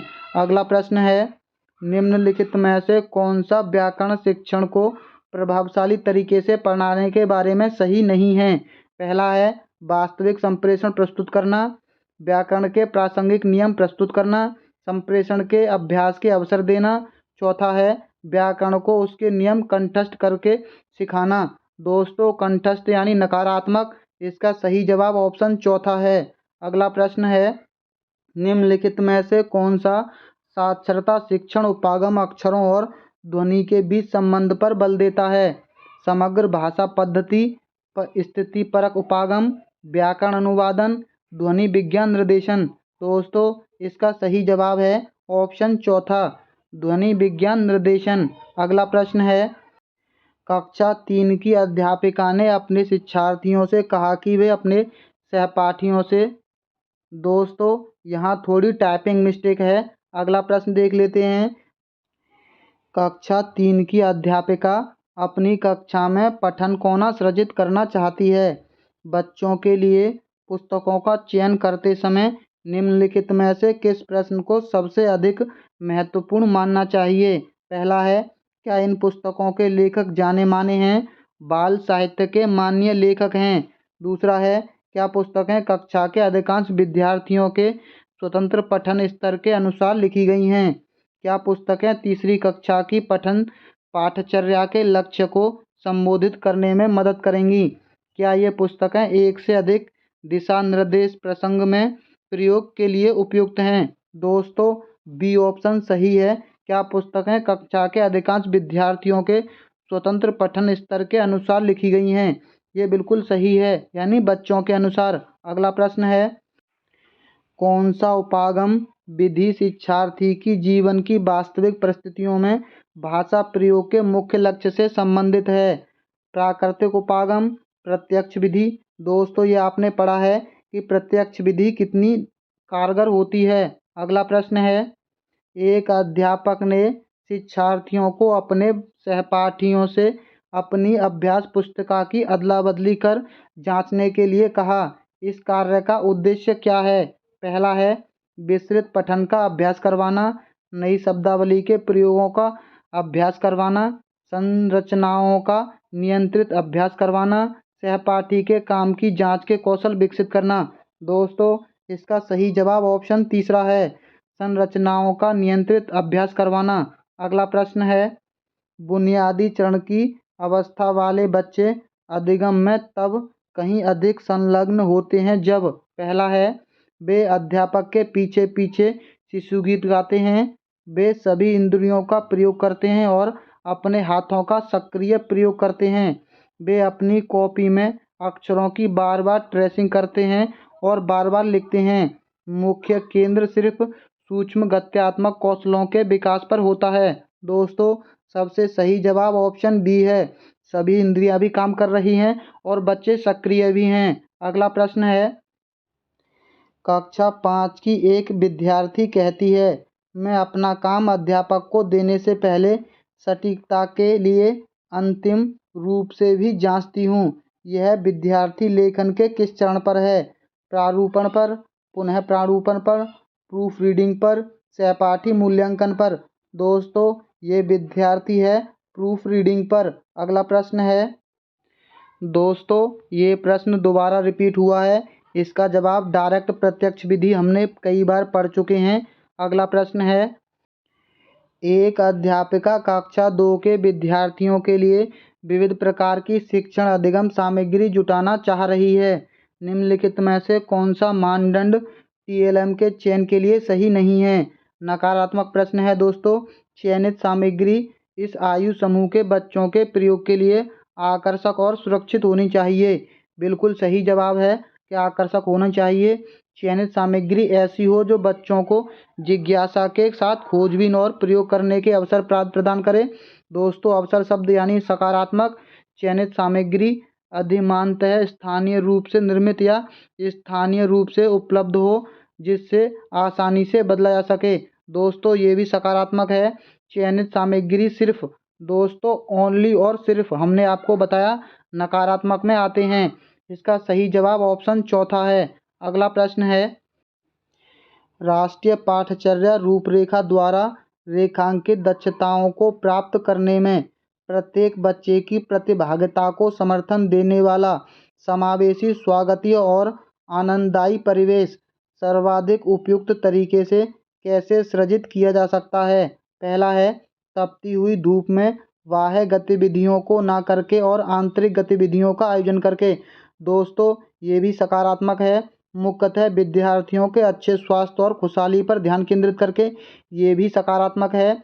विकास के विभिन्न आयामों से बच्चों के कार्यों का प्रदर्शन करके। ये भी सकारात्मक है। रंगीन आकर्षक परिवेश के लिए कक्ष की सजावट। ये भी सकारात्मक है।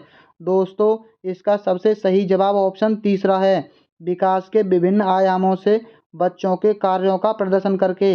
अगला प्रश्न है, निम्नलिखित में से कौन सा सिद्धांत बुनियादी चरण पर पाठ्यपुस्तक अभिकल्पना का नहीं है? पहला है, पाठ्यचर्या सिद्धांत, मूर्त सिद्धांत, प्रस्तुतीकरण सिद्धांत, तकनीकी सिद्धांत। दोस्तों, इसका सही जवाब ऑप्शन तीसरा है, मूर्त सिद्धांत। ये ऑप्शन ऊपर नीचे हो गए हैं। ये है तीसरा ऑप्शन, मूर्त सिद्धांत।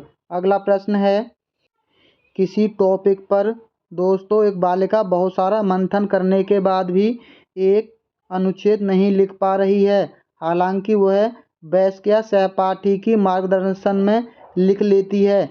इस प्रकार के मार्गदर्शन को क्या कहेंगे? पहला है, मदद, सहपाठी परामर्श, सहपाठी शिक्षण, टीम शिक्षण। दोस्तों, इसे कहेंगे मदद।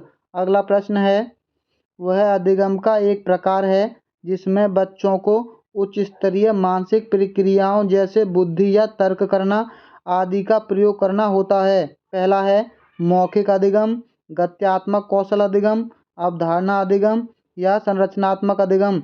दोस्तों, इसका सही जवाब ऑप्शन बी है। यहाँ भी ऑप्शन चेंज हो गए हैं। ऑप्शन दूसरा यानी अवधारणात्मक अधिगम।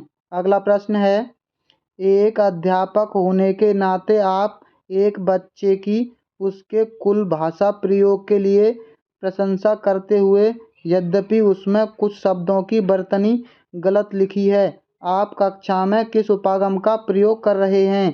पहला है, समग्र भाषा का, संप्रेषणात्मक का, रचनावादी का, संरचनात्मक का।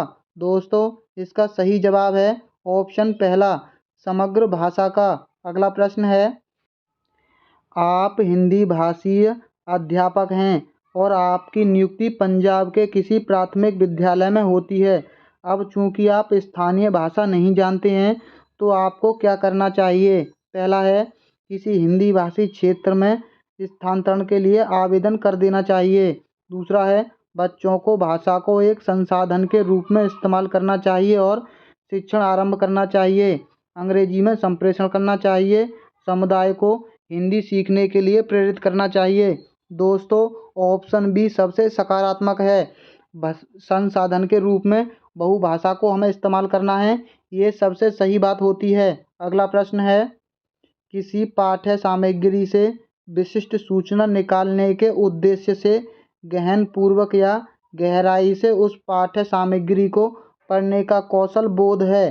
पहला है वैश्विक, स्थानीय, निष्कर्षात्मक, मूल्यांकन परक।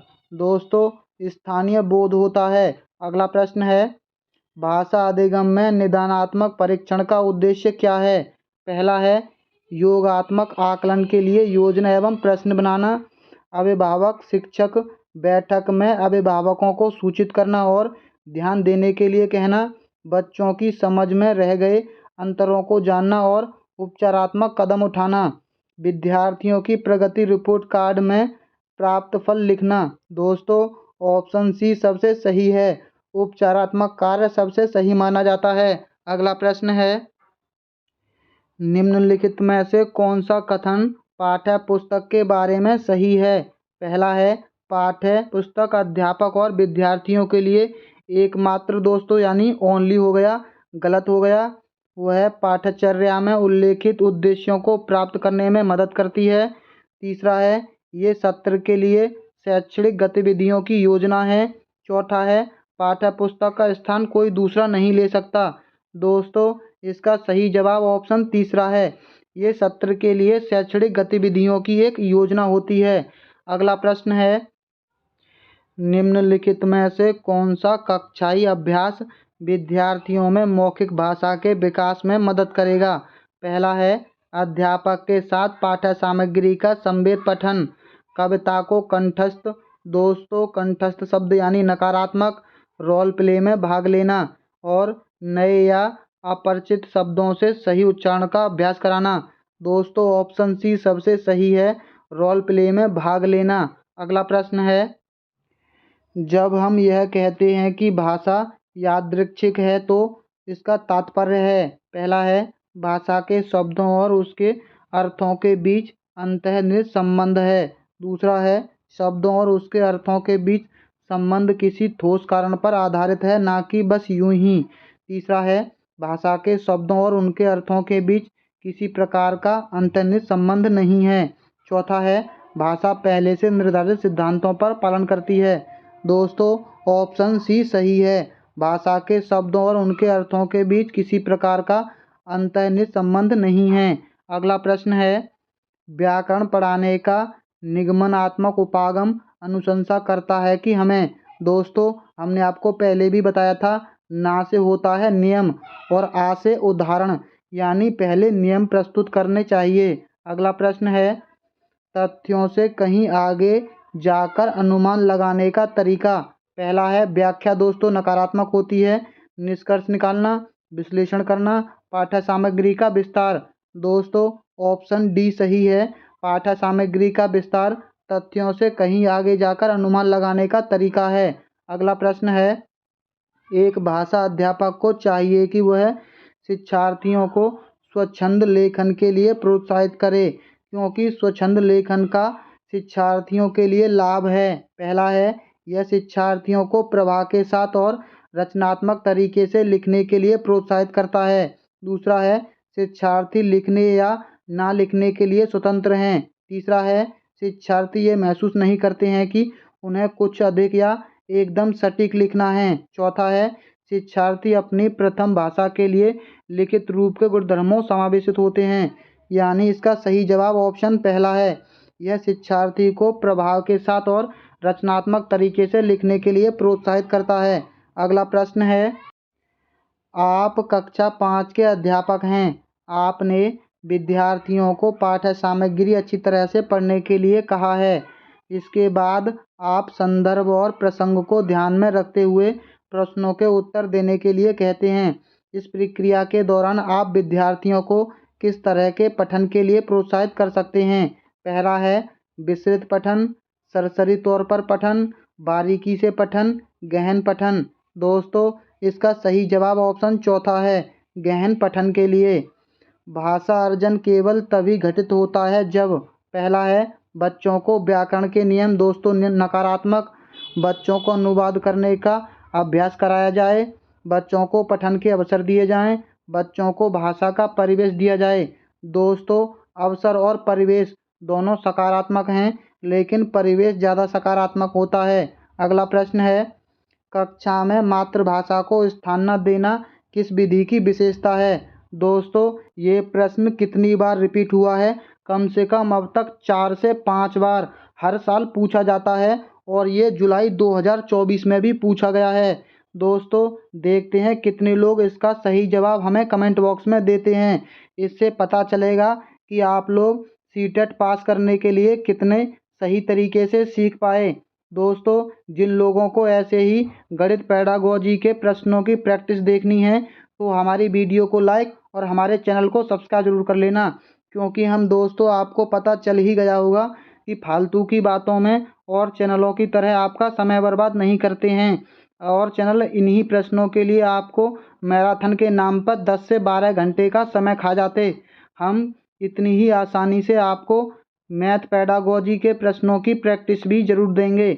और हमने सीडीपी और ईवीएस के वीडियो अपलोड कर दी हैं, आप उन्हें भी जाकर देख सकते हैं।